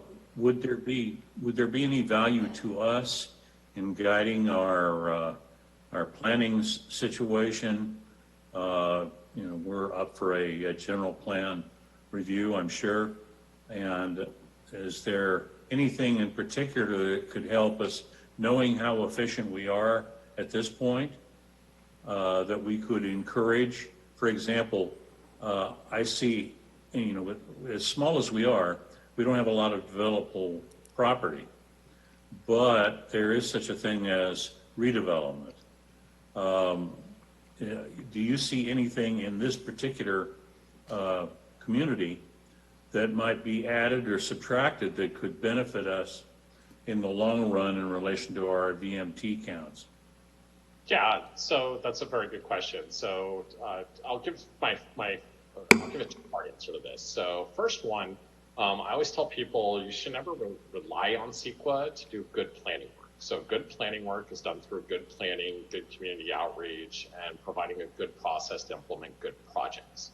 What this shift does is I think if you get good projects in good areas, you will see good VMT coming out of them. If you do bad projects in bad areas, you will see bad VMT coming out of them. So what this is really an attempt for CEQA to try and reflect some of that and provide information to you guys as decision makers as you're entertaining project applications before you. But ultimately, nothing replaces good planning. And I would hope that general plan update that would take into account some level of VMT to help inform good planning as it would occur through a general plan process. Thank you. All right, I have two questions, perhaps three. Just as a point of interest in your video, I understand the home to work miles and the work to home and the work to other and the home to other, but you show the individual going to get coffee. So that's home to other, makes sense. But then they go to work and you have that other to other. And so I'm wondering why that wouldn't be recorded as an other to work. Yeah, actually it would be. It depends on how the model is set up and what we look at and how we extract the data. So the way we've currently identified it in our guidelines, at least for City of Grand Terrace, is if you're looking at home-based VMT, we would only be calculating the VMT that has at least one of those trip ends that begins or ends at home. That coffee shop, for example, when we do VMT assessment for that coffee shop, we would be accounting for VMT that has one trip end at that coffee shop. So that home to work or that home to other, if you will, to the coffee shop, that would be accounted for as part of that coffee shop trip if you were looking at that coffee shop under CEQA. So we have set up the guidelines to calculate it for where it's going to or where it comes from. To try and make sure that we're doing a full accounting of VMT consistent with what the state's guidelines or guidance on that subject are. Okay, so are some VMT considered better than others, and are they weighted differently? So if it's an other to other versus a home to work, is there a different? So excellent question. So, and this is really difficult because I think we've all dealt with level service for so long that we've identified the grading level, and we all know that level service F equals bad, and we don't want to be there. In a VMT world, we don't have great guidance on is 32 VMT good or bad. So what we've tried to do is really just set it up as an efficiency metric. So all projects in Grand Terrace will estimate VMT per person. That'll be compared back to how VMT per person is currently occurring at the county. And if you're better than the county, we consider that good. And if you're worse than the county, then we consider it bad. So that's how we've broken it up within the guidelines to try and simplify it. But it's really sort of abstract to get our heads around since it's not something we experience every day. All right, so then this leads me to a third question. So we're good because we're lower than the county. And how do we use that to our benefit? Yeah, I think where the state's going with this and what you'll see coming from the state is potentially more desires, especially for things like grant-funded projects, to look at VMT, to start looking at infill development, redevelopment, as Mayor Pro Tem had brought up. So I do think that from this perspective, there's an opportunity to use that to try and boost your competitiveness, to help pursue some of those state grants for implementation of development in your city. Okay. Councilmember Hussey, thank you. Good evening. Understanding this VMT and this other to other and home to other and all this other stuff, it sounds like a Common Core math problem that they have out here nowadays. But my question, besides the state doing this, because I just think here's another thing that the state wants to mandate, but deep down, as a conservative, I'm thinking, besides they're going after the city to see how many vehicles mile travel and their quality air. Believe me, our air is a lot better than what it used to be. I grew up in the Inland Empire. You didn't even know we had a mountain range in the summertime back then. Is this going to affect the taxpayer or anybody who's driving electric vehicles? Somehow is this going to affect us paying additional taxes or registration, or is this just a city mandated from the state to do the environmental impact on this? This is a state mandate to change how we quantify environmental impacts under CEQA. So no VMT tax, nothing like that is associated with the Senate bill. It is purely just to change the CEQA. All right, thank you. All right, further questions at this time? All right, and Councilmember Robles has left. She had a family issue to attend to. So at this time, we will open the public hearing. We do not have any more applicant comment to be made at this time, correct? That's correct, Mayor. All right, are there any members of the public wishing to speak on this item? No, Madam Mayor. All right, so then there's no need for applicant rebuttal. So then we will close the public hearing and bring it back to council for their deliberation.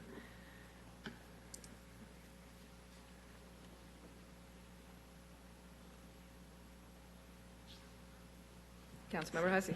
I make a motion to adopt the resolution.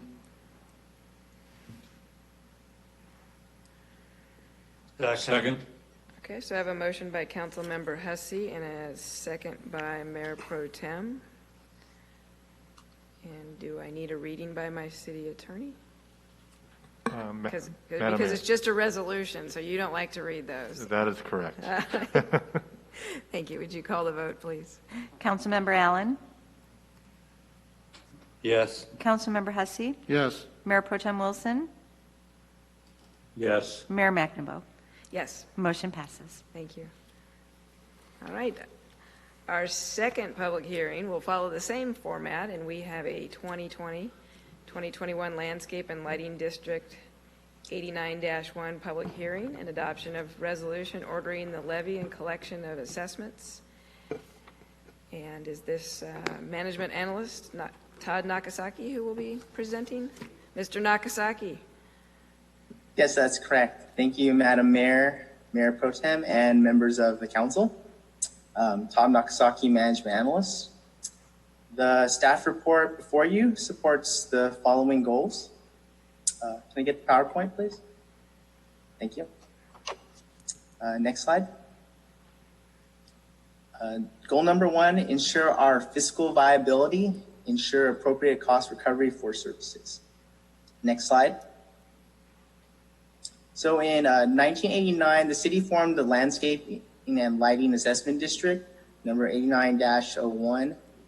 There have been 5 annexations since then, forming a total of 7 tracts, 7 zones.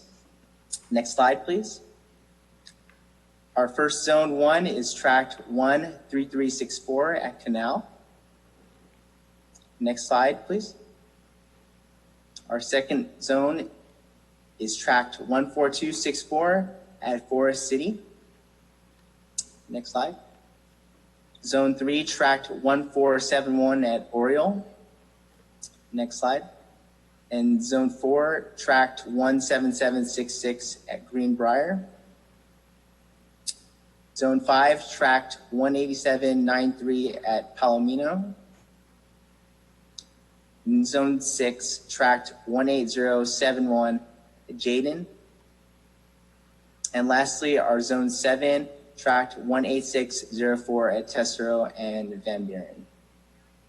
So on June 23rd, council approved resolutions to initiate proceedings to levy annual assessments for the 2020-2021 fiscal year and prepare and preliminarily approve the engineer report provided by Wilden Financial. Next slide.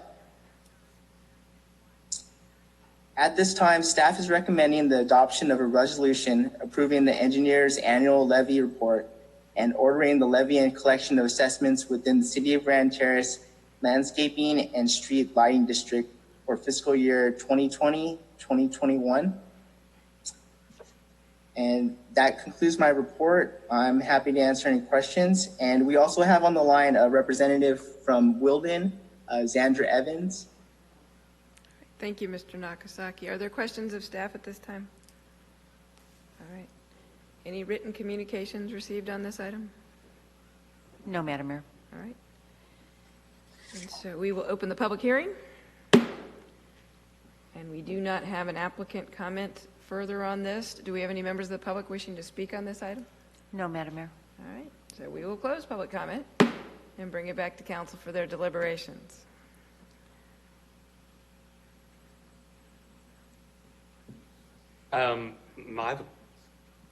Councilmember Allen. Hey, I have a question, Mayor. So, Mr. Nagasaki, do we know, regarding the street lighting, what aspect of the lighting is the most expensive part? Is it paying the electricity bill? Is it replacing the bulbs? Is it painting the poles? What costs more than anything else? Do we know that? From my recollection, I think a large cost of that was the actual electricity bill itself. Okay. I was in discussions earlier, and I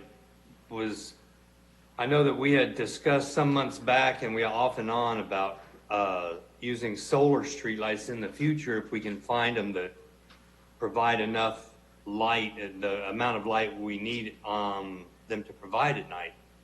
My idea might also be, would it be feasible to replace those existing lights with some sort of a retro kit for solar, so that annual electrical cost, we can keep that better under control. So no more question. It's just the reason I asked it. Thanks, Mayor. Thank you. Mayor Pro Tem Wilson. Okay. Mr. Nagasaki, do we have any history on any of these tracks to determine whether or not we've been in the hole for any of the public maintenance, or any of the maintenance within the district on the landscaping, for example? Not that I'm aware of. I know that for the most part, our landscaping costs are pretty well contained. They do happen to annually go out and address those zones to do weed abatement. Also wanted to add to Mayor Pro Tem's question. So the original annexation, track number 13364 and track number 14264. If you look at the cost, the assessment cost on this, are those showing, Mr. Nakasaki, that those are does the assessment cover the full cost? So for, Mr. Duffy, so like you were saying, zones 1 and zone 2, those costs we do happen to have a portion of that contribution from the general fund for those two specific zones. But from our zones 6 and 7 that we added from the previous years, we did built in so that that general fund would not be tapped to cover those two zones. Those happen to be from a standard amount that had been put in when that district was first created. And the only way to be able to adjust on these two tracks would have to go back to a vote of those property owners. And I think one of the things that we have talked about in the past that we can probably do follow through with is we can show the council where the deficit is in terms of its energy cost, water, tree trimming removal. And I think someone did mention recently, remember last year we did do a transfer from the standard lights to the LED lights, so that was a reduction in the overall cost. But we can certainly, if it's the council's desire, come back and show exactly where we are losing money on these two items. And therefore actually reduce the service to the amount that they're paying for, or request that they increase the amount that's needed. Mayor McNamara, is there any chance that we have a percentage of overrun on the first two phases, the phase 1 and phase 2, annual percentage of overrun? Mr. Nakasaki, do you know that? Yeah, actually, I did check our previous years based on that general fund contribution, and from our prior years, it's still that standard amount, so we're not seeing any increase there. So you're not incurring any additional runs from this year. How are these Okay, lighting and I'm not landscape? sure if that answers the question. What I'm looking for is if we were going to do a 9 and a 10, yes, how would we expect to give ourselves a buffer based on the engineer's estimate to be able to cover contingency if we don't know what our percentage of overrun is on the first ones that, the base districts that we formed all of this stuff from? So my question is basically either how much money or how much percent? Yeah, so what actually happens is that the engineer's report goes through and examines what the potential cost would be. And then in all of the annexations, there is an escalator in there, and there's a cost of living increase from those. The problem with these two, the first two, is that there's no escalator in. And the only way to get the increase is to have the citizens vote on it. And I think the council did that probably 2.5 years ago. 2 or 3 years ago. And one of the three existing yes, approved it, and the other two did right. not. The one property owner, it was just one property owner, agreed to the assessment. The other tract had multiple property owners, and they did not agree to the increased assessment. So at this point, whatever the overage is being a burden to the overall citizens. So I guess my question is, I don't think it's a pocket A to pocket B question. I'm just trying to get a feel for what the difference is, and can we anticipate it in future tracks? We're not completely built out. We're pretty close, but there will be some future units, and how can we prevent this? Because it doesn't appear to be a one-time circumstance. It appears to be something that we can anticipate. Well, sir, and that's exactly what happened. So in 2015, the council hired me, and we were going to do an annexation I required the planning director to ensure that every new development was required to annex into the current district to ensure that there was full cost recovery. So every time we get a new development, there is an engineer's report completed, and all of the costs associated with that development, from lights to landscape to graffiti removal, all of that is included as part of their annexation into the district. So you have not lost, you've not gone negative in the last 5 annexations that you've had into the district. The original 2 that has no cap, has no escalator, that's the ones that you continue to lose money on. or you provide more service than the revenue that's generated. Except for the one that had the one, Yes, except for that one, yeah, okay. that company actually did. So does staff manage,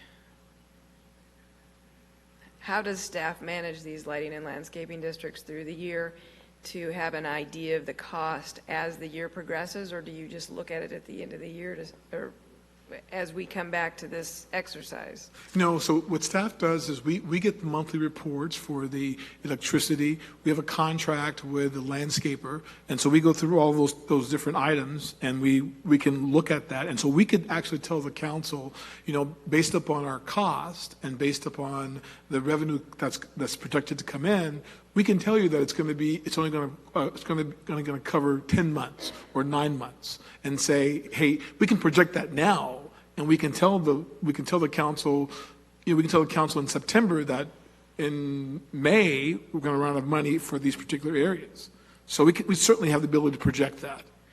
All right, so if you have the ability to project that, and Councilmember Allen was asking about solar lighting and those types of things, and I would make it broader to say, I'm wondering if staff, as you're looking at these costs, if you can find ways to bring the cost down that with new technology, and it doesn't have to necessarily be solar for the electric, but are there technologies, are there ways to plant, lower maintenance?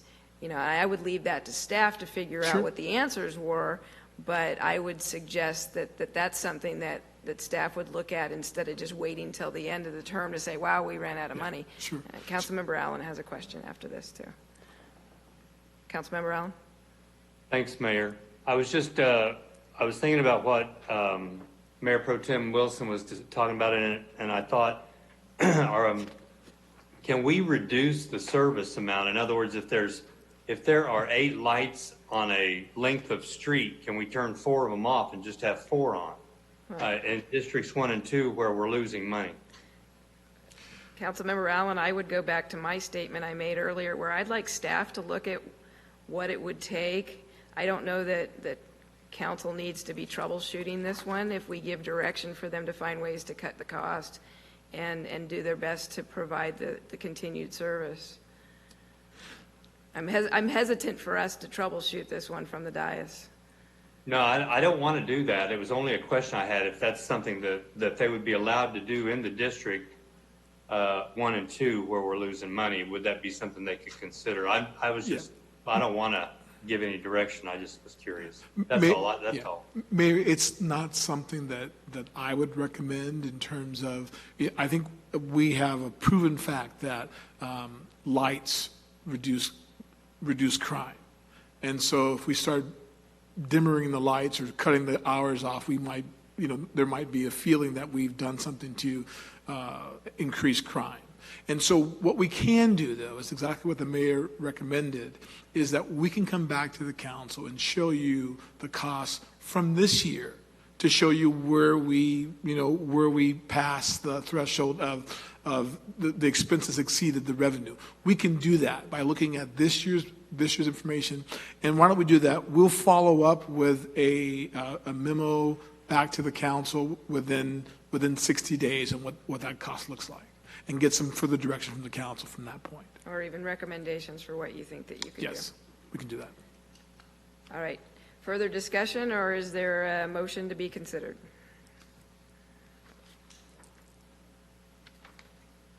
I'll move the recommendation. Second. Yeah, I got a motion by Councilmember Allen I was hearing 2 people give a second, but we're going to give that second to Mayor Pro Tem Wilson to adopt a resolution for the Lighting and Landscaping District 89-1. Would you please call the vote? Councilmember Allen? Yes. Councilmember Hussey? Yes. Mayor Pro Tem Wilson? Yes. Mayor McNabeau? Yes. Motion passes. Thank you. Okay, so unfinished business. We have one piece of unfinished business. which is a second reading and adoption of an ordinance to amend Title 18 of the Grand Terrace Municipal Code, Barton Road specific plan to regulate uses, proposing hours of operation anytime between 11 p.m. and 6 a.m., and a related environmental determination pursuant to CEQA Regulation 15061B3. Analyst Heidi Aguirre. Thank you, Madam Mayor and members of the City Council. The Council conducted a public hearing proposing a zoning code amendment and a Barton Road specific plan amendment, proposing to establish an administrative conditional use permit and a conditional use permit application review process for businesses proposing to operate between the hours of 11 p.m. to 6 a.m. The Council approved the first reading, and there are no changes to the proposed amendment from the introduction. This is the second reading, like Madam Mayor said, and staff is proposing approval of the proposed ordinance. All right. Thank you. Thank you. Are there any members of the public wishing to speak on this item? No, Madam Mayor. All right. And so we'll bring it to council for consideration.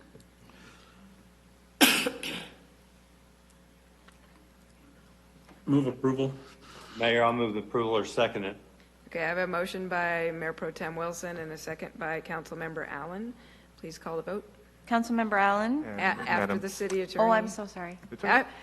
See, I offered you before, and Yeah, you said I know. no. I didn't take you up on it the first time. After the city attorney reads by title. Thank you, Madam Mayor. The title of the ordinance is as follows: An ordinance of the City Council of the City of Grand Terrace, California, finding that Zoning Code Amendment 20-01 and Barton Road Specific Plan Amendment 20-01 are exempt from the California Environmental Quality Act pursuant to Section 15061B3 and amending Chapter 18.06 Definitions, Chapter 18.33 C2 General Business District, Section 18.33.020 Permitted Uses, and Section 18.33.030 Conditional Permitted Uses of Title 18 of the Grand Terrace Municipal Code, and amending Barton Road Specific Plan, Table 1, Land Use Matrix, to establish requirements for businesses proposing to operate at any time between 11 p.m. and 6 a.m. Thank you, Madam Mayor. Thank you, Mr. City Attorney. If you would, please call the vote, Madam City Clerk. Councilmember Allen? Yes. Councilmember Hussey? Yes. Mayor Pro Tem Wilson? Yes. Mayor McNamara? Yes. Motion passes. Thank you. I'm going to break here for 3 minutes. So we are in recess for 3 minutes. We'll be right back. To the restroom.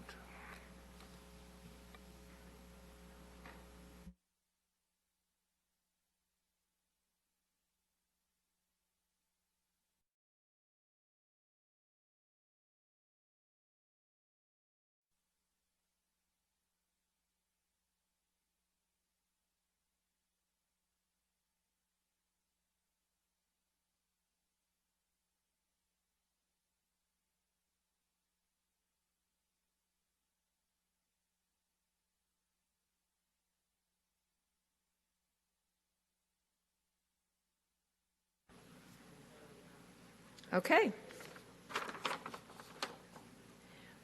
We have our new business, and we have moved item 5 from the consent calendar to new business, so we will take that first, which is a response to County of San Bernardino survey regarding micro enterprise home kitchen operations. Director Steve Weiss. Thank you, Mayor McNamara and council members. If you could please bring up that PowerPoint, I would appreciate it. The acronym MEHKOS is what a lot of people call it, MEHKOS, and it's a response to the County of San Bernardino. It's based on a Department of Health Services survey, and just to give you a quick preamble, the Assembly Bill 626 exempted micro enterprise home kitchens from numerous state health and safety code requirements. They're designed to protect consumers from foodborne illnesses. So next slide, please. So that's pretty much what a home kitchen looks like. MEHKOS provide for the use of residential home kitchens to prepare and sell food to the public. Oh, I can use that. Thank you. So used to. So home kitchens have to look like that? Is that what you're saying? It's the one I could find. It was rhetorical. I'm sorry. I know. You should have put the real picture up there. Yeah. So they provide the use of residential home kitchens to prepare and sell food to the public, and they're exempt from many standards required of commercial kitchens that prepare and sell perishable foods. So, Assembly Bill 626, it was also called the Home Aid Food Act. It was signed into law by Governor Brown back in September of 2018 and went into effect on January 1st of 19. It was about the same time the food vendor ordinances, and we did adopt a food vendor ordinance for stationary and mobile. And then on the 18th, actually the San Bernardino Board of Supervisors, they opposed Assembly Bill 626, microenterprise home operations, based on public health concerns. And so on 19, San Bernardino County Department of Public Health Division of Environmental Services was directed by the Board of Supervisors to return in 6 months with recommendations regarding MACOs after conducting outreach and education to cities and other stakeholders. So under the legislation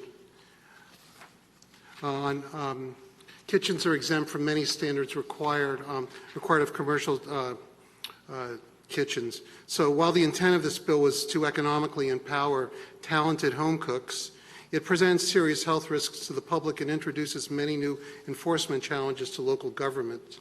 And some of the enforcement challenges really are based on how residential neighborhoods interact. We have home occupation permit requirements and business permit requirements that are quite restrictive. So it's important for Grand Terrace to share our input with the Environmental Health Services. And actually, there's a survey. This is a blank survey. We have a fillable survey, actually, to help the board make an informed decision. That would be the Board of Supervisors. This blank survey is provided, and it has everything from what our position is towards MACOs to if we want to write a letter of support or opposition to it. And I will have you know that many of the cities have not supported the MACO concept in residential neighborhoods. So as we go into home occupation, as I said, we have a strict process for conducting businesses within a residential area per the home occupation permit criteria. So what we did was we basically took the requirements of home occupations and show how actually NICOs are contrary to how residential neighborhoods traditionally function. So this is in your staff report, but wanted to show you that pretty much to have a home occupation, it has to be run by the family. It's not to be advertised. It's used just to do consulting work, to do things within your house that is traditional to the house. You can't change your house around. You can't be putting stuff on the street. Everything has to be within the home. The appearance cannot be altered. And the idea of the MACOs is they want to have kitchens that are outside in your yards, things like that. And again, no public advertising whatsoever. We're very strict on that. We don't even allow food trucks in neighborhood, things like that, just because of the reasons of people's privacy. So that's pretty much the short dissertation, but we do recommend the City Council authorize staff to fill out the attached form on their behalf and oppose MACOs within residential neighborhoods, which is consistent with most cities throughout San Bernardino County, especially the small cities, primarily for reasons of being inconsistent with Grand Terrace's home occupation and business license requirements. That concludes staff presentation. I'm here for any comments you may have. Thank you. Thank you. Are there questions of staff at this time? I have a question. If there was a micro enterprise in the city of Grand Terrace, somebody that wanted to cook in their home, but they abided by all of our home occupancy permit restrictions. They didn't have people coming to their place of business. They only had family members working. they arranged to deliver and it didn't disrupt the neighbors, and they didn't alter their homes, so on and so on. Is there a way that they would be able to operate within this city? Staff's recommendation is this does not fit within the way home occupations are done within Grand Terrace. You can do a lot of things through a home occupation permit, but you can't have, really the things, you can't have people coming over and eating in your private kitchen, you know. And that's what this would do. But you could cook from your home and Yes, make that available somewhere else off-site. On a limited basis. Such as somebody that did special order cakes. That's possible. Okay.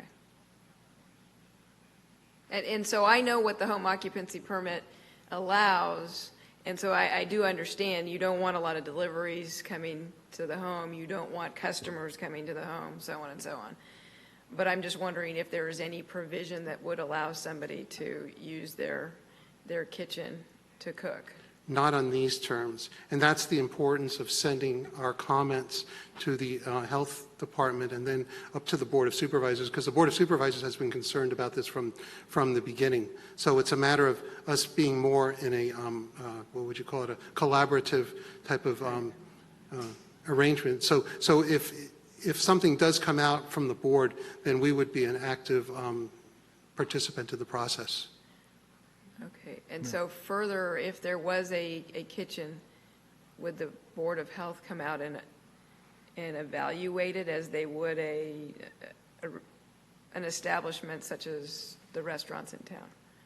Well, that's the thing about this. The way this law is written, they wouldn't have to. You could just use your own kitchen to run a commercial operation, and that is counter to what our home occupation permit requirements state. Okay, thank you. Just Mr. City Attorney? Yeah, go ahead.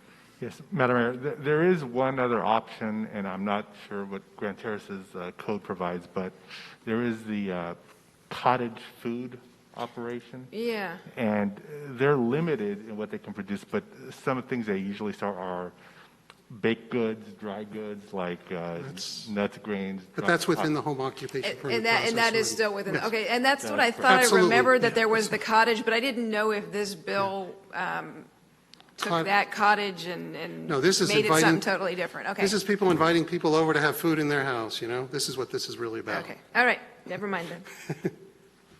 Thank you for those answers. Mr. Duffy? Yeah, just so the public is clear. Right. And the question that the mayor asked is that under our current conditions, can someone who operates with the things that the city attorney laid out, can they operate a self-business at home, a cooking business? And that is correct. I think Mr. Weiss was explaining we don't want it under the new conditions of MECOS. Right, And so we would stay with our existing home occupancy permit with the cottage that keeps all of those other home occupancy permit. Very different, yes. Okay, very good, thank you. Any further questions, Councilmember Hussey? So can I tell my wife to stop cooking and having our kids come back over and the whole family during Thanksgiving? That's up to you, sir. I don't ever question my wife. And I need to save some money. She keeps spending this money feeding everybody, so I'm just asking. And my condolences. All right. Any request from the public to speak on this item? No, Madam Mayor. All right, thank you. We'll close public comment and bring it back to council for their consideration. I'll move the staff recommendation, Mayor. Second. Okay, motion by Councilmember Allen, second by Councilmember Hussey. Please call the vote. Councilmember Allen? Yes. Councilmember Hussey? Yes. Mayor Pro Tem Wilson? Yes. Mayor McNamara? Yes. Motion passes. Thank you. On to new business. Approval of professional services agreement for interim public works services and on-call engineering services. Is that Director Weiss or is that Mr. Duffy? Mr. Harold Duffy, City Manager. Thank you, Mayor. Tonight, I'm requesting Council provide assistance to the staff by approving a professional service agreement for interim public works services with Interwest Consulting Group for a maximum of $150,000. This is 2030 vision statement. It also supports our core values by continuing to provide exceptional customer service to residents of the city of Grand Terrace. This interim public works director engineering contract really supports what we are. We are a contract city. And so while our public works director does many things, there are certain things that we do: refuse service, sewer service, encroachment permits, street lights, signal lights, storm drains. These are all provided by agencies which we work with in order to deliver the service to the city of Grand Terrace. In 2016, the City Council approved the reorganization of the former Community Development Department that created two separate departments. One was the Planning and Development Services, where they provide planning and land use, building and safety, code enforcement, animal control, rental housing inspection, and planning commission. On the public works side, we have the Public Works and Engineering, which is Public Works Services, engineering, street lights, infrastructure, parking, facility maintenance, and solid waste administration. And so one of the things that we've done over this past year is we wanted to really focus in on infrastructure being the key to our future. And I have a quick little video to kind of show you kind of a quick synopsis of what this looks like in terms of our infrastructure for 2020-21. The interim public works director will oversee many capital projects in 2021 with an estimated value of about $15 million. As the city closes out the interchange project, it is also preparing for the expansion of Commerce Way, which is critical for the advancement of the 132-acre Gateway Specific Plan. Commerce Way will extend from Michigan to Main Street.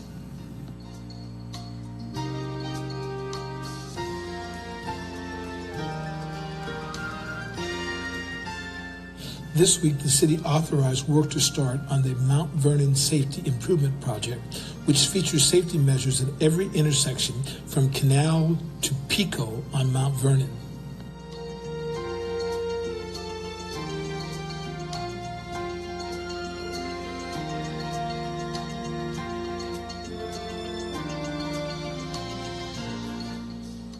Council also authorized staff to install shade canopies at Fitness Park.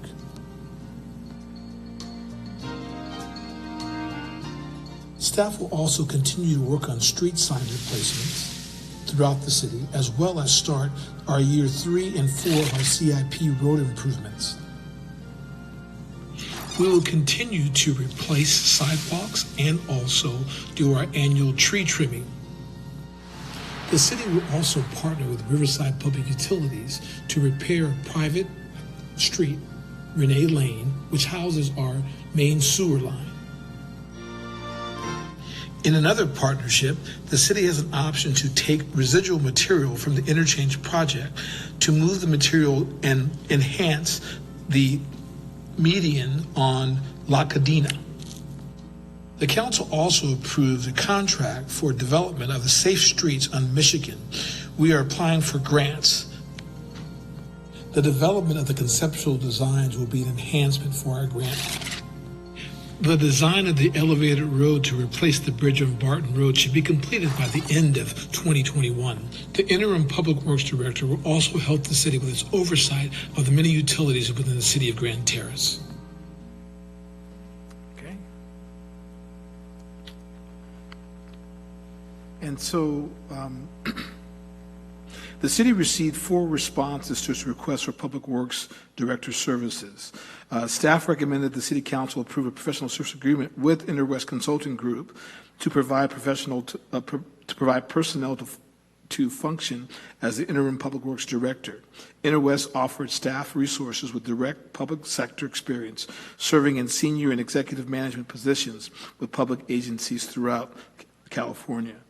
The scope of services was developed to with development consideration of the city's needs and the city's desire to deliver infrastructure projects and contract compliance from consultants and contractors.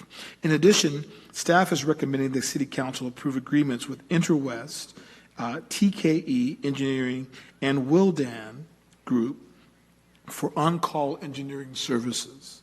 So in addition to the award of the contract for Public Works Services, staff is also requesting that the council approve 2 additional contracts with TKE and Wildan Group.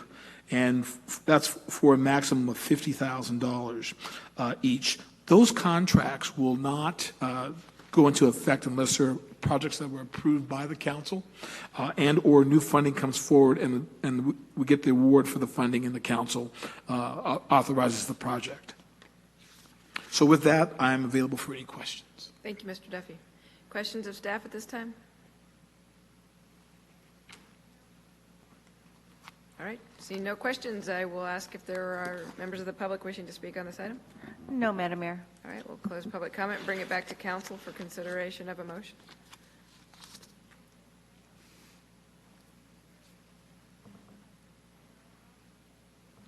I see Councilmember Allen saying something, but I cannot hear him. Okay, can you hear me now? That's better. Okay, thank you, Mayor. I will motion. I make a motion to approve the recommendations, the staff recommendations. All right. Second. So I have a motion by Councilmember Allen and a second by Councilmember Hussey. Mayor Pro Tem, did you have a comment you wanted to make? No, I was just going to second, but that's fine. Okay, thank you so much. All right, please call the vote. Councilmember Allen? Yes. Councilmember Hussey? Yes. Mayor Pro Tem Wilson? Yes. And Mayor McNamara? Yes. Motion passes. Thank you. All right. We have no requests for future agenda items to consider tonight, so we will ask Mr. City Manager if he has communications for us. I do, Mayor, actually. Just wait for the PowerPoint and we'll be on our way.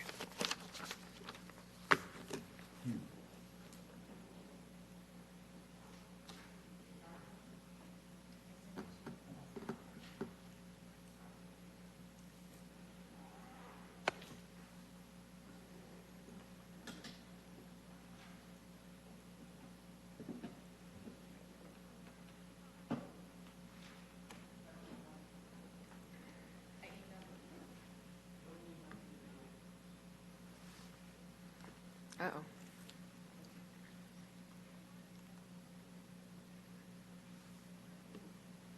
Well, I can talk about the,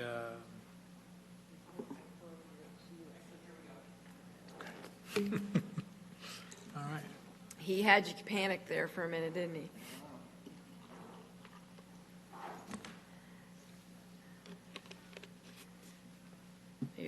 You're going to have to get up and draw it on like a whiteboard or something. Thank you, Mayor and Council. This is City Manager's update for July 14, 2020. Tonight I'll cover COVID-19 update and also workshop for Code of Ethics, Council Policies and Schedule, and a budget update. And so this is for the citizens at home. We encourage you to continue to monitor our Facebook page where we provide information regarding COVID-19. So some of the information for COVID-19 as of this morning, there was 19,502 cases in San Bernardino County, 307 deaths, 6 deaths in the city of Grand Terrace. That number has been holding steady for the last week and a half, and there's been 1,197 GT residents tested. I also want to share with the public what I learned is that we're supposed to be tested as often as every 2 weeks. And what's important is that as the numbers go up, that keeps us off of the state's list in terms of bad boy list in terms of not having enough testing done in a particular area. This is sort of a breakdown, and some of the residents have asked over the last couple of weeks, as we had a significant spike in terms of what happened, but there was a local outbreak in one of our facilities. So that it was a 34 people outbreak, and we have individual cases of about 117. And then we have a total of cases in Grand Terrace of 151. And one of the other important numbers that we have to look at is, this is the numbers of recovered cases versus active cases. So while there was a number I gave you earlier of 19,000 cases in the city, in the county of San Bernardino, 44% of those are active cases and 56% of that have recovered already. So that's a good number. And if you look at the Facebook page from a couple days ago, the number was almost a little bit higher. And so we're seeing the recovery number start to increase again.